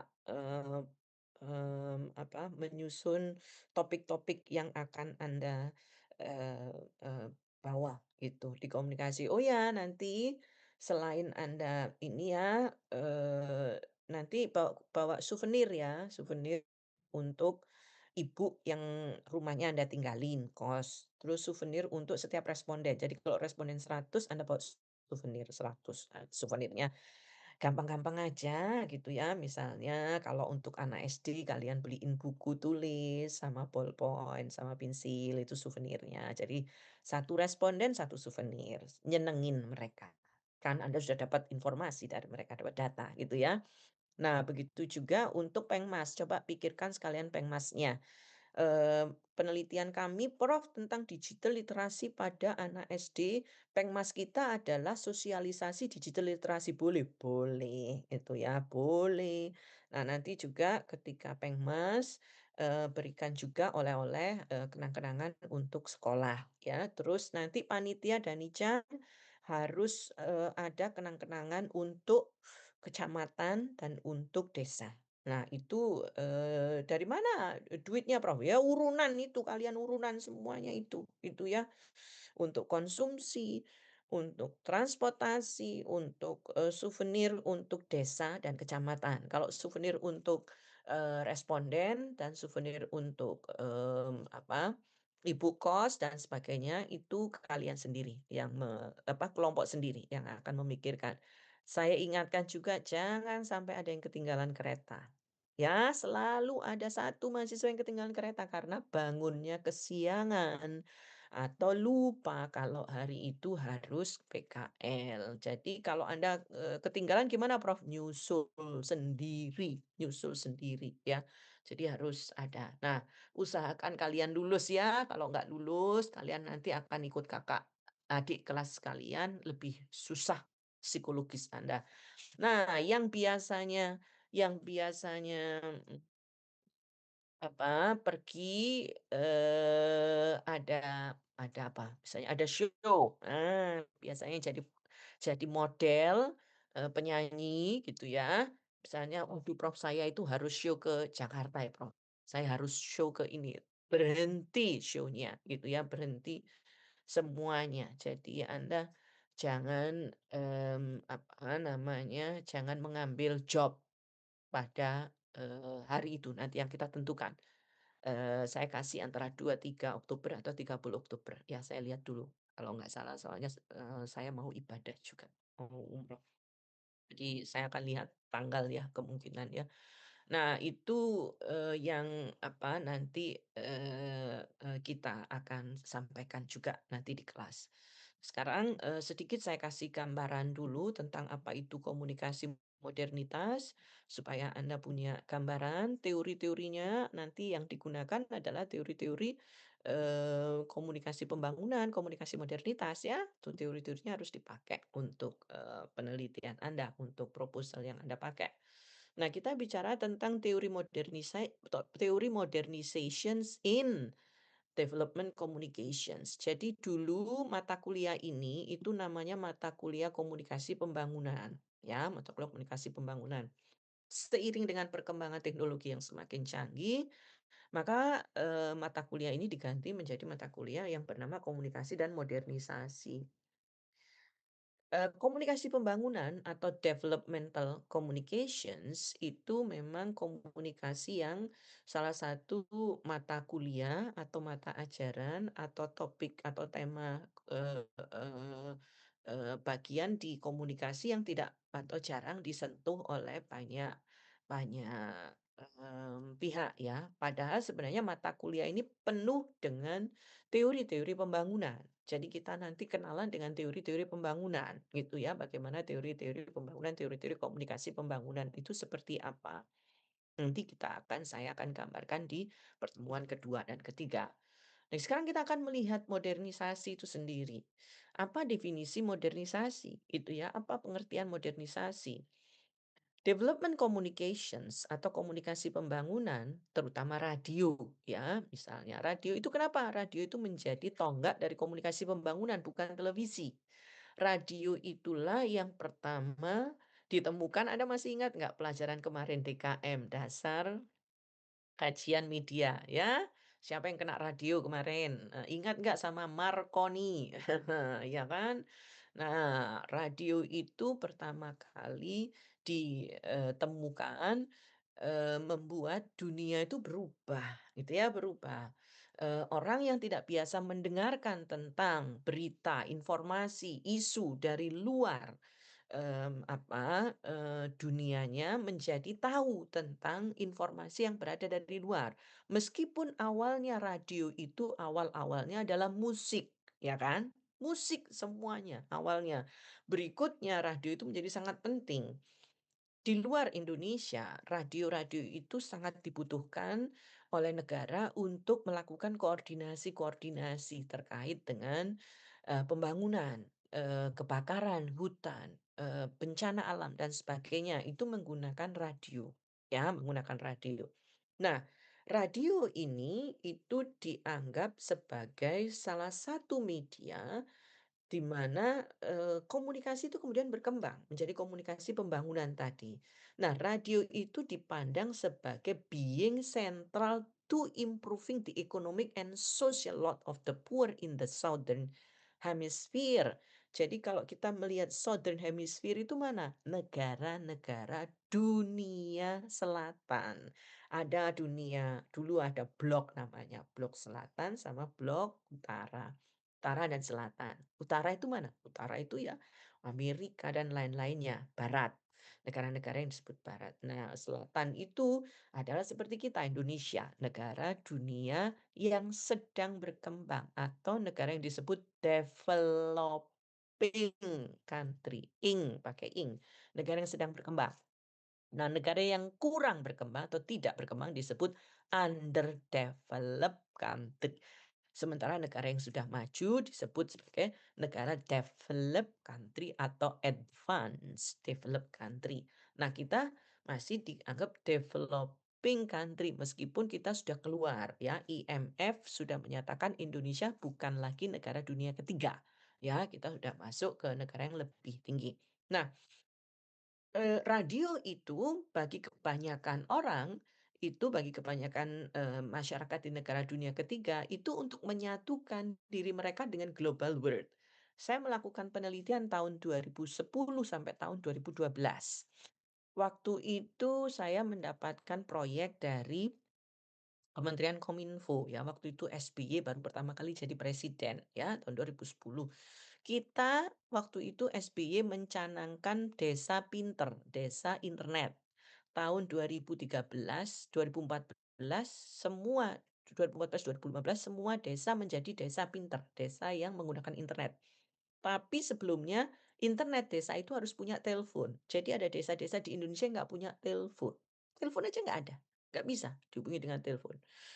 Nah, saya ke daerah remote area itu. Kita melakukan longitudinal survey, longitudinal research. 2010 tidak ada pembangunan tower Telkomsel. Jadi pemerintah bekerja sama dengan Telkomsel. Waktu itu SBY, Susilo Bambang Yudhoyono minta Telkomsel menjadi menjadi perusahaan yang akan membangun tower-tower itu. Jadi tahun 2010 saya ke desa-desa itu. Desa-desanya ada di Lebak, ada di Tasikmalaya, di Jawa Timur itu di Bojonegoro gitu ya. Kemudian di dekat Cepu, antara perbatasan Bojonegoro dengan Cepu, daerah yang betul-betul itu di Pacitan, Trenggalek. Trenggalek punya Danica itu gaya aja Danica sekarang. Dulu itu nggak ada telepon Trenggalek itu gitu ya. Nggak ada itu. Kita datang 2010. Kemudian di, daerah-daerah yang lain ya, di, Banten, di daerah itu susah banget, itu di Jawa loh, masih di Jawa. Tahun 2011 Telkomsel membangun, tower. Telkomsel membangun tower. Nah, tower itu dipakai untuk telepon selular ya, Telcel ya, Telcel, T-Cell, telepon selular. Telepon selular itu hadiah dari pemerintah diberikan ke desa-desa. Jadi satu desa hanya ada satu telepon seluler, yang itu diletakkan di kantor desa, harusnya di kantor desa, tapi oleh kepala desa telepon selulernya diambil, ditaruh di dalam rumahnya gitu, nah itu salah. Oleh pemerintah dikasih kuota apa dulu, pulsa istilahnya ya, pulsa itu 200.000 per bulan, 200.000 per bulan, setiap desa itu. Nah, sesudah dibangun tower, dikasih T-cell, saya datang ke desa itu lagi, desa yang sama. Beberapa desa tadi, ada sekitar 20 desa di Jawa yang kita datangi. 25 ya desa di Jawa yang kita datangi. Nah, ada perubahan.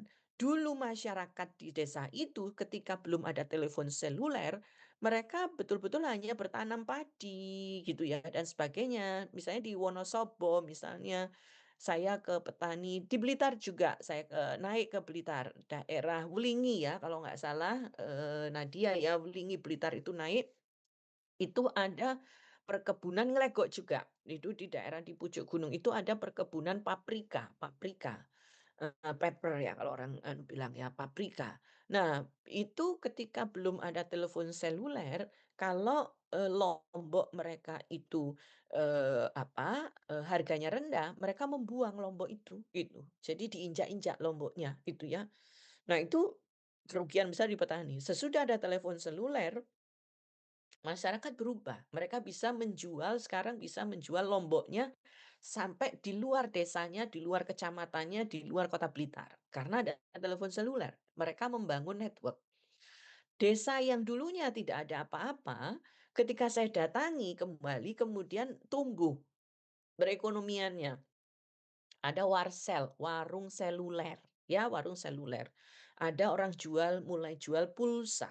Ada orang mulai jualan, ada membuka warung kayak telepon itu tapi untuk warung seluler itu. Ada orang jualan aksesori handphone, meskipun handphonenya dulu masih GSM ya istilahnya ya. Masih seperti itu. Nah, perekonomian kembali terbuka gitu ya. Kulon Progo misalnya, daerah Kulon Progo yang dekat laut, selatan itu ya, daerah Kulon Progo, saya ke situ. Masyarakatnya waktu itu miskin banget. Kemudian kedatangan Telkomsel mereka semakin terbuka. Kemudian tahun 2012, Presiden SBY meminta lebih perbanyak tower-towernya Telkomsel. Kemudian masyarakat dikasih Handphone tidak lagi AM3 dulu, AM3 atau apa itu dulu yang, belum GSM ya, dikasih handphone-handphone yang lebih agak canggih dikit gitu ya. Handphonenya sudah bisa dipakai untuk telepon, tidak hanya untuk SMS gitu ya, telepon dan sebagainya. Ternyata terjadi perubahan, semakin pesat masyarakat ada di situ. Maka kemudian program Desa Pinter, Pinter Internet, itu Desa Ramah Internet itu tadi dimajukan oleh SBY ke 2013. Dibangunlah kemudian nirkabel yang ada di desa-desa itu sehingga sudah mulai ada warnet waktu itu.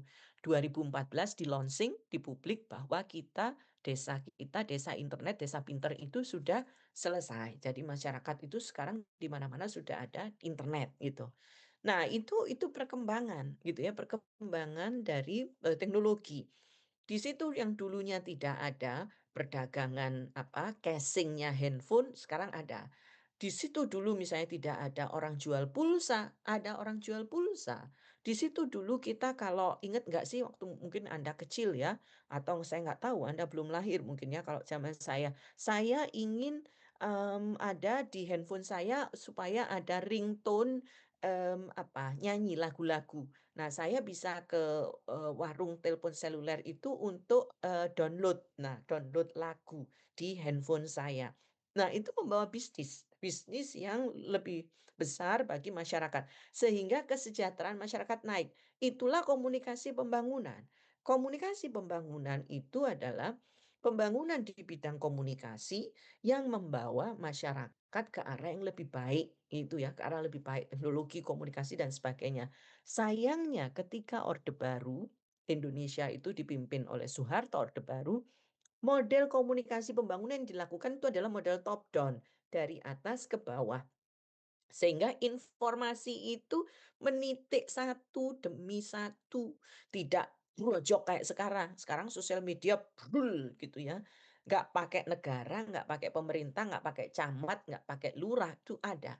Nah, misalnya Anda bisa melakukan penelitian tentang nanti fungsi WhatsApp sebagai komunikasi antara pihak kelurahan dengan warga misalnya, atau fungsi WhatsApp sebagai informasi dari kecamatan ke desa misalnya. Nah, itu bisa bisa Anda lihat. Atau misalnya kalau di daerah Nglegok itu adalah daerah rawan bencana misalnya. Apakah masyarakat itu punya aplikasi BNPB misalnya, BNPB, Badan Penanggulangan Bencana Nasional Daerah, BPD misalnya, Badan Penanggulangan Daerah.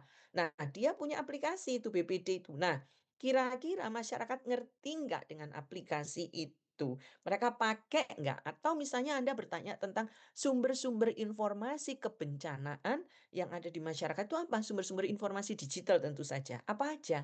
Sumber-sumber informasi internet misalnya dan sebagainya. Nah, itu yang bisa Anda pikirkan untuk ke sana. Ibu-ibu misalnya, di situ ada, "Prof, ini ibu-ibu itu ada yang jualan juga," gitu, ada komunitas ibu-ibu yang jualan dasawisma, biasanya begitu ya.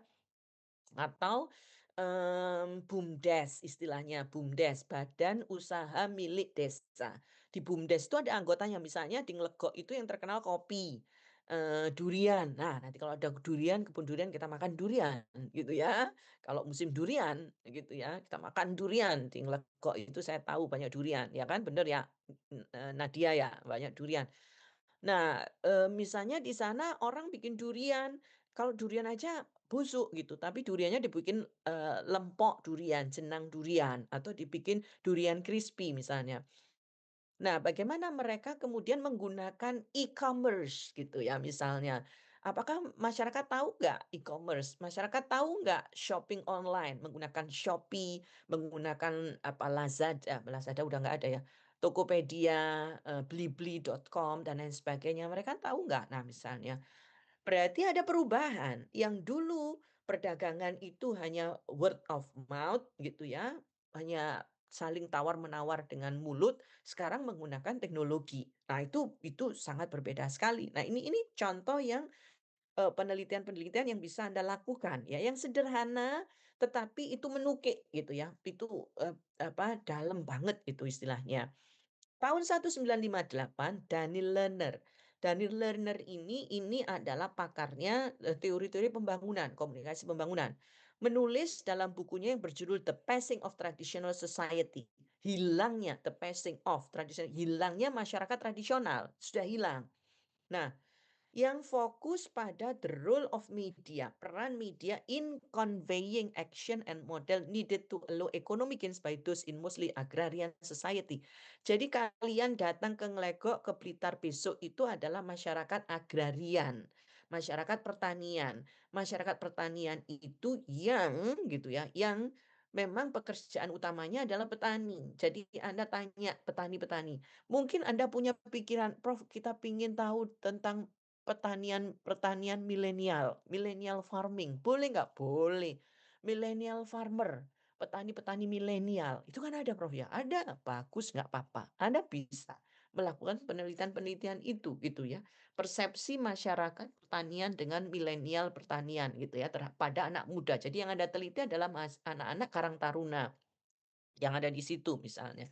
Nah, Daniel Lerner itu membuat penelitian di 6 kota atau 6 daerah di wilayah Middle East ya, di wilayah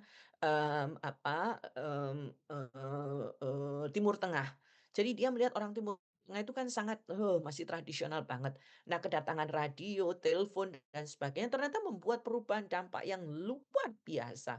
Timbulnya demokrasi, pembangunan semakin itu dan sebagainya. Nggak ada lagi trickle down effect. Trickle down effect itu apa? Yaitu efek menetes. Informasi itu menetes satu persatu. Sekarang nggak ada trickle down effect. Sekarang efeknya pure gitu ya. Semua informasi ada di situ. Itu yang terjadi. Nah, tahun 1960 Rostow yang Anda kenal dengan teori apa? Rostow itu kebutuhan manusia gitu ya. The stage of economic growth gitu ya. Jadi the stages itu tahap-tahap pertumbuhan ekonomi itu ya. Yang bukunya berjudul Non-Communist Manifesto, The Stage of Economic Growth. Nah, Rostow ini membuat semacam economic road gitu ya, roadmap-nya ekonomik di situ. Jadi orang itu pertama kali dia membuat semacam ladder, tangga. Orang itu pertama kali kebutuhannya apa? Makan. Ya, Anda itu nggak ada nasi, nggak ada mie, nggak mau makan. Bener nggak? Makan. Kebutuhan pertama itu adalah makan. Makan. Setelah kebutuhan makan, kebutuhan Anda berikutnya apa? Baju supaya nggak kedinginan. Iya kan? Pakaian. Habis pangan, pakaian. Berikutnya, kebutuhan sekunder. Berikutnya kebutuhan sekunder Anda rumah supaya nggak kehujanan, supaya nggak kepanasan. Itu kebutuhan manusia, ya. Berikutnya adalah kebutuhan begitu terus sampai kebutuhan yang tertinggi manusia adalah self esteem. Self esteem itu kemudian dihargai oleh orang lain. That you are someone gitu ya, kamu ada self esteem, harga diri dan sebagainya. Itu ladder itu kemudian yang menyebabkan pembangunan ekonomi itu seperti itu. Kita dulu punya yang disebut dengan Repelita, rencana pembangunan 5 tahun zaman Soeharto. Tahun 19 Soeharto itu dilantik menjadi presiden tahun 1967 setelah Super Semar. 67, 68, 69, 70, 71, 72 pemilu berikutnya.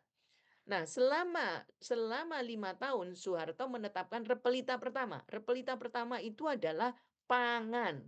Jadi seluruh uang negara itu dikonsentrasikan ke pertanian. Soeharto bagus dalam hal soal manajer pangan, manajer pembangunan ya.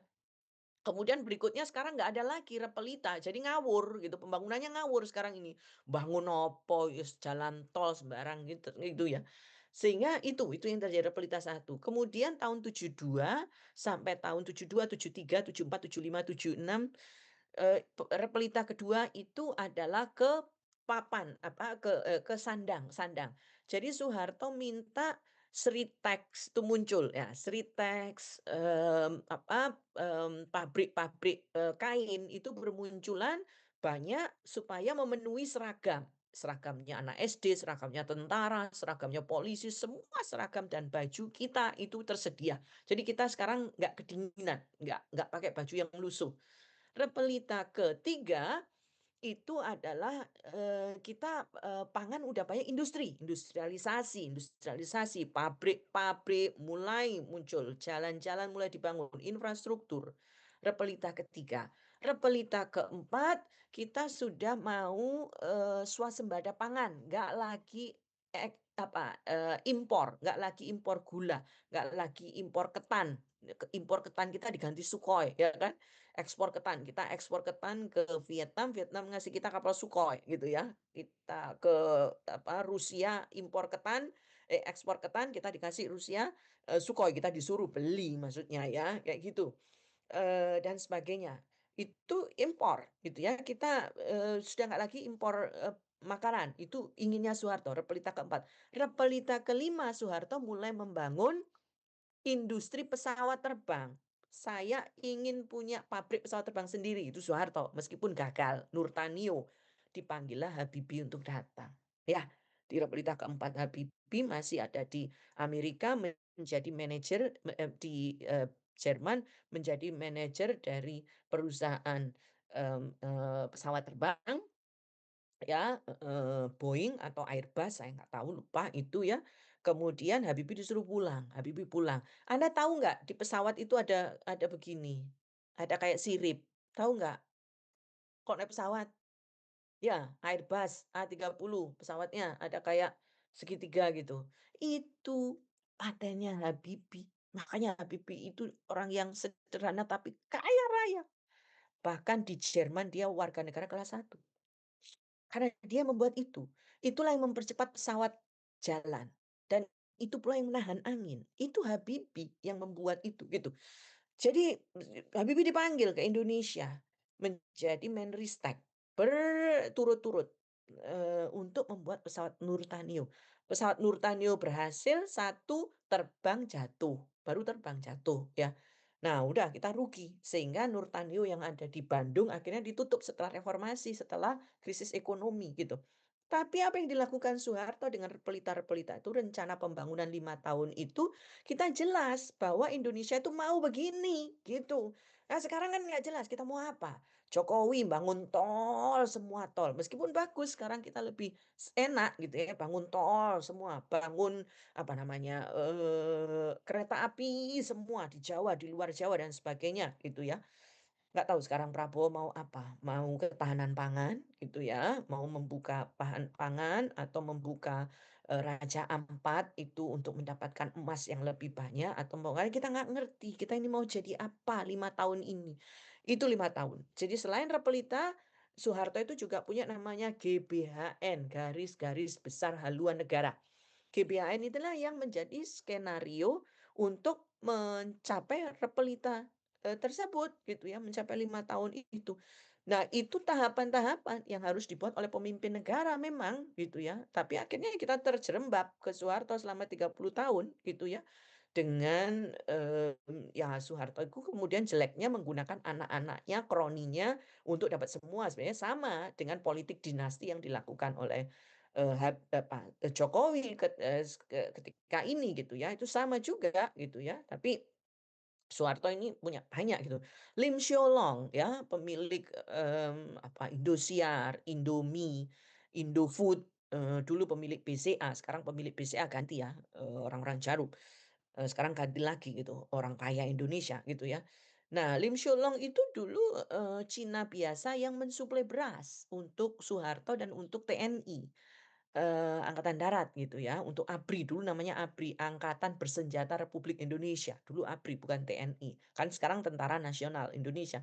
ABRI itu oleh Lim Sholong. Nah, lalu Lim Sholong dikasih Soeharto kesempatan, akhirnya Lim Sholong jadi konglomerat kelas kakap gitu ya. Salim, pokoknya sekarang kalau ada Antoni Salim ya itu anaknya Lim Sholong gitu ya, siapa Salim ya itu anak-anaknya gitu. Nah itu, yang terjadi. Jadi di satu sisi sebenarnya pemerintahan Soeharto itu menancapkan garis-garis pembangunan yang jelas sehingga arah pembangunan itu ke sana, semua uang itu dikondisikan untuk itu. Nah, di sisi lain memang praktek-prakteknya itu yang tidak bagus gitu ya. So there were stage menurut Rosto ada tahapan-tahapan one with a traditional society then to establishing the precondition for take off. Nah, ketika Soeharto bilang kita take off, maka Soeharto membuat industri pesawat udara. Mana ada presiden di Indonesia yang mampu membuat industri pesawat udara? Nggak ada loh. Soeharto hebat loh, kan gitu ya. Mana ada. Zamannya SBY, punya nggak kita pabrik pesawat terbang? Malah tutup gitu. Padahal anak Habibie, Ilham Habibie sama Torik Habibie itu orang-orang hebat. Mereka yang bikin pesawat, mereka bisa bikin pesawat juga gitu ya.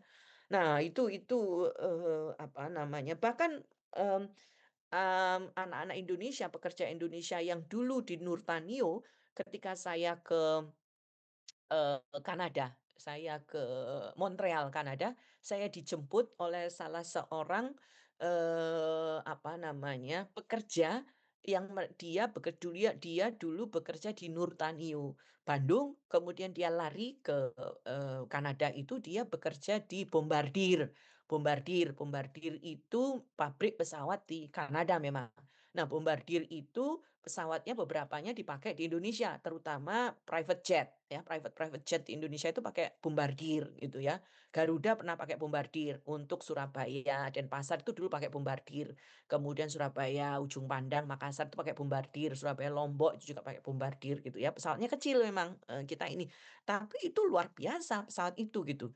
Mana ada presiden di Indonesia yang bisa membuat pabrik pesawat kalau nggak Soeharto, luar biasa. Nah, itu yang disebut take off gitu ya. Jadi seluruh kebutuhan itu dari pangan, sandang, pangan, papan, perumahan, dibuatlah perumahan oleh Soeharto. Perumnas, Perumahan Nasional. Itu idenya Soeharto, memberikan rakyat rumah. Jadi Balongsari, kalau Anda rumahnya Balongsari, Benowo, itu dulu namanya Perumnas. Aduh, dulu di situ tuh becek, nggak ada becak gitu ya dan lain sebagainya. Itu di Benowo itu di situ itu dulu waduh. Gitu ya. Saya punya saudara dulu yang tinggal di Perumnas itu. Rumahnya kecil-kecil, kopel-kopel gitu ya rumahnya ya. Nah, itu Soeharto loh yang membuat rumah rakyat, rumah murah gitu. Kita harus sebenarnya melihat itu. Memang di luar itu Soeharto prakteknya seperti itu, tapi itu yang terjadi. So such political stability, political stabil. Jadi kalau kita mau membangun politik itu harus stabil dulu, maka politik distabilkan oleh Soeharto. Sustain economic growth, lalu economic growth, pertumbuhan ekonomi itu dipertahankan, sustain menuju ke maturity, mature state. Nah, ketika di mature stage ini sudah mature, sudah dewasa, maka take off tadi gitu ya.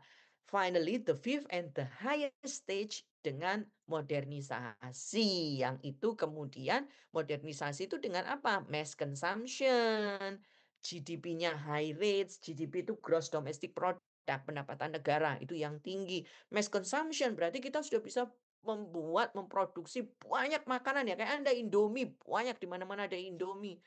Ada apa, sambal ABC di mana-mana sambal ABC, baju sama, Anda bisa beli di marketplace di mana sama bajunya. Disitulah itu pertumbuhan menurut Rosto. Jadi tahapan-tahapan pertumbuhan itu seperti itu. So to move from a traditional society sebagai stage one, traditional society ya, kemudian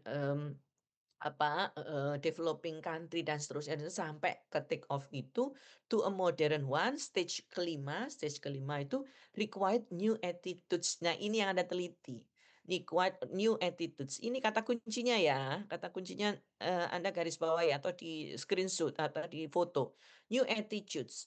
Ketika masyarakat menjadi modern, kita butuh sikap yang baru, new attitudes. Sudah nggak lagi dong orang desa, ya.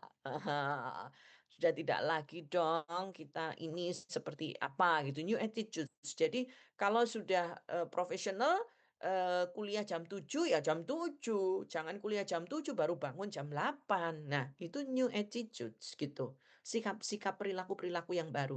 New work habits, kebiasaan-kebiasaan bekerja yang baru gitu. Dulu bekerja kita hanya ketika belum ada teknologi kita hanya bekerja sebelum matahari terbit sampai jam 8. Anda nanti lihat petani-petani itu jam subuh nggak bisa Anda temui sampai sesudah makan siang. Mereka baru selesai sudah makan siang, jam 12 berhenti. Mereka nggak menggunakan jam wristwatch seperti yang Anda punya. Mereka pakai matahari. Ya, matahari sudah di tengah, bayangan mereka sama dengan matahari, itu selesai. Makanya mereka menyebutnya laut. Laut itu berarti berhenti, stop, istirahat. Nah, itu kondisi new work habits-nya sekarang masyarakat tradisional udah berubah. Kita terpasang waktu, jam. Jam berapa ini kita masuk? Kita masuk kerja jam 9. Jam 9 Anda sudah harus berada di balik meja. Kita pulang jam 5. Jam, karena jam tidak melihat matahari lagi. Contoh. Kemudian progressive economic models. Nah, model-model ekonomik yang maju, yang bergerak tadi. Dulu tidak ada warung seluler, ada warung seluler. Dulu tidak ada warung internet, ada warung internet. Dulu tidak ada warung yang jual aksesoris, sekarang ada jual aksesoris. Itu progresif. Jadi ada ekonomi-ekonomi yang dulu tidak ada menjadi ada. Kemudian supportive public policy ya, tapi ini bukan bagian dari kita policies ya, bukan bagian dari kita public policy. Itu bagiannya AP ya, AP policy. Tapi kita bisa menggunakan ini ada public policy nih. Bagaimana public policy itu diterapkan di masyarakat. Itu juga bisa kita lakukan. So all of this were to be conveyed by application of various media, mass media message. Jadi ini bisa kita lihat dari bagaimana pesan-pesan yang ada di media massa gitu. Ya, jadi ini kira-kiranya itu seperti itu yang kita maksud dengan modernisasi. So to move across the 5 stage untuk berubah menjadi 5 tahapan itu a strong change ethic tadi. Etika kita harus berubah, society have to leave behind old behaviors and traditions and then adopt new rhetoric, industrialized behavior attitude with reflecting Western values. Jadi Anda kemudian nanti bertanya, makanya kenapa misalnya digital literacy gitu. Sekarang kalau nyari PR kemana dek gitu? Oh pakai AI, oh bagus top. Berarti dia udah tahu AI, dia udah tahu ChatGPT misalnya gitu. ChatGPT untuk apa? Dulu sebelum ada ChatGPT bagaimana? Pakai apa dulu sebelum ada ChatGPT? Kalau nyari hal-hal yang nggak tahu itu misalnya. Dia pakai apa? Dia bertanya pakai komputer biasa atau apa? Nah itu yang harus juga Anda lihat nanti di desa. Kira-kira seperti itu.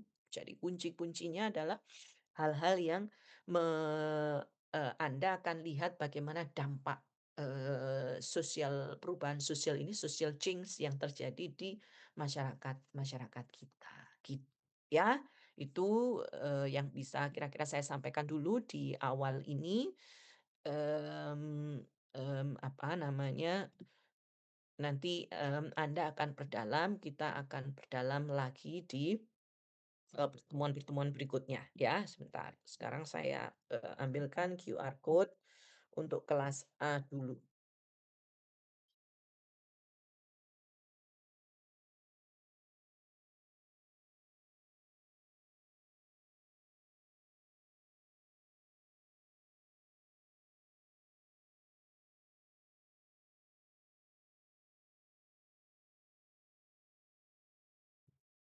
Banyak nyamuknya.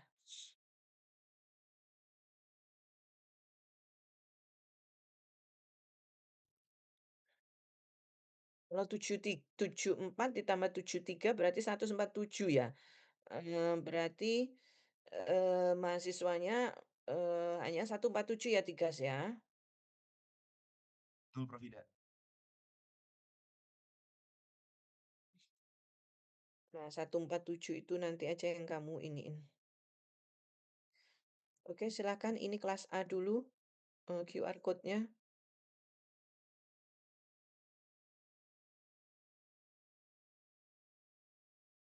Ya, Salva. Iya, Bu. Izin Prof, karena menggunakan satu device. Oh alah, tak pikir kamu. Ya oke. Yuk, ada lagi? Silakan cepet. Kafka, kenapa Kafka? Izin Prof, minta tolong untuk diabsenkan juga Prof, karena tidak bisa membuka laptop Prof. Terima Oke, kasih. nanti Prof Ida dibeliin bakso ya, Kafka ya. Kan udah nulungin kamu. Nggih, boleh Prof, diagendakan saja. Atau dibeliin pentol ya. Oke. Terima kasih Prof. Iya, sama-sama Kafka. Ida, Ya, kebetulan Kafka adalah ketua pelaksana UFO tahun ini, Prof. ketua pelaksana apa? UFO, Prof. Ospek Fakultas Visi, Prof. Oh, mantap Kafka. Traktir dong. Wuhu. Nanti minggu depan kalau Prof Ida ke kampus tak cari kamu. Harus traktir bakso kalau Prof Ida. Ya, Rizky kenapa Nggih Rizky? Prof, siap Prof. Absen kan? Permisi, Prof. Saya Hmm, bisa soalnya menggunakan satu device. Minta Iya, tolong diabsenkan. Oke. oke. Matur nuwun, Prof. Ya, pokok yang minta tolong jangan lupa traktir pentol sama Prof Ida. Ya, Nimas udah. Siapa lagi? Wildan. Terima kasih, Prof. Ya, Wildan. Siapa lagi? Udah nggak ada? Jadi Audrey, Brian. Brian kamu tadi kan ada, Brian. Ferdian, Wahyu. Udah ya? Berarti nggak masuk ya ini ya. Oke, sekarang di kelas B.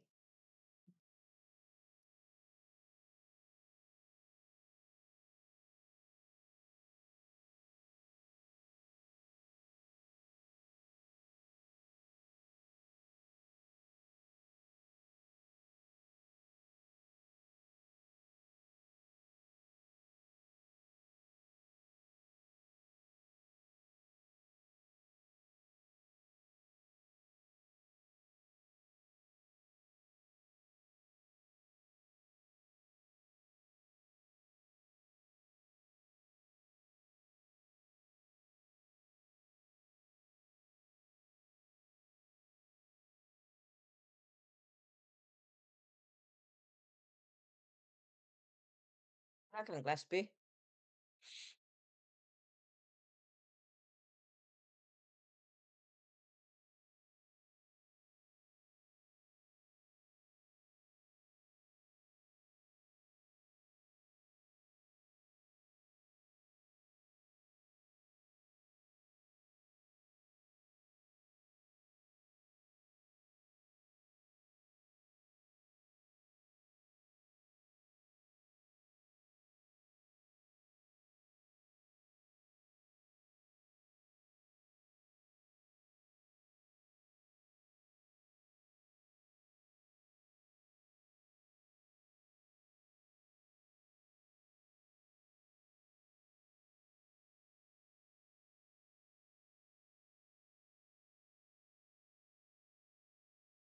Permisi Prof, mohon maaf.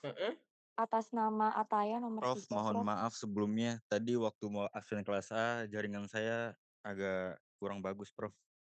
Siapa? Atas nama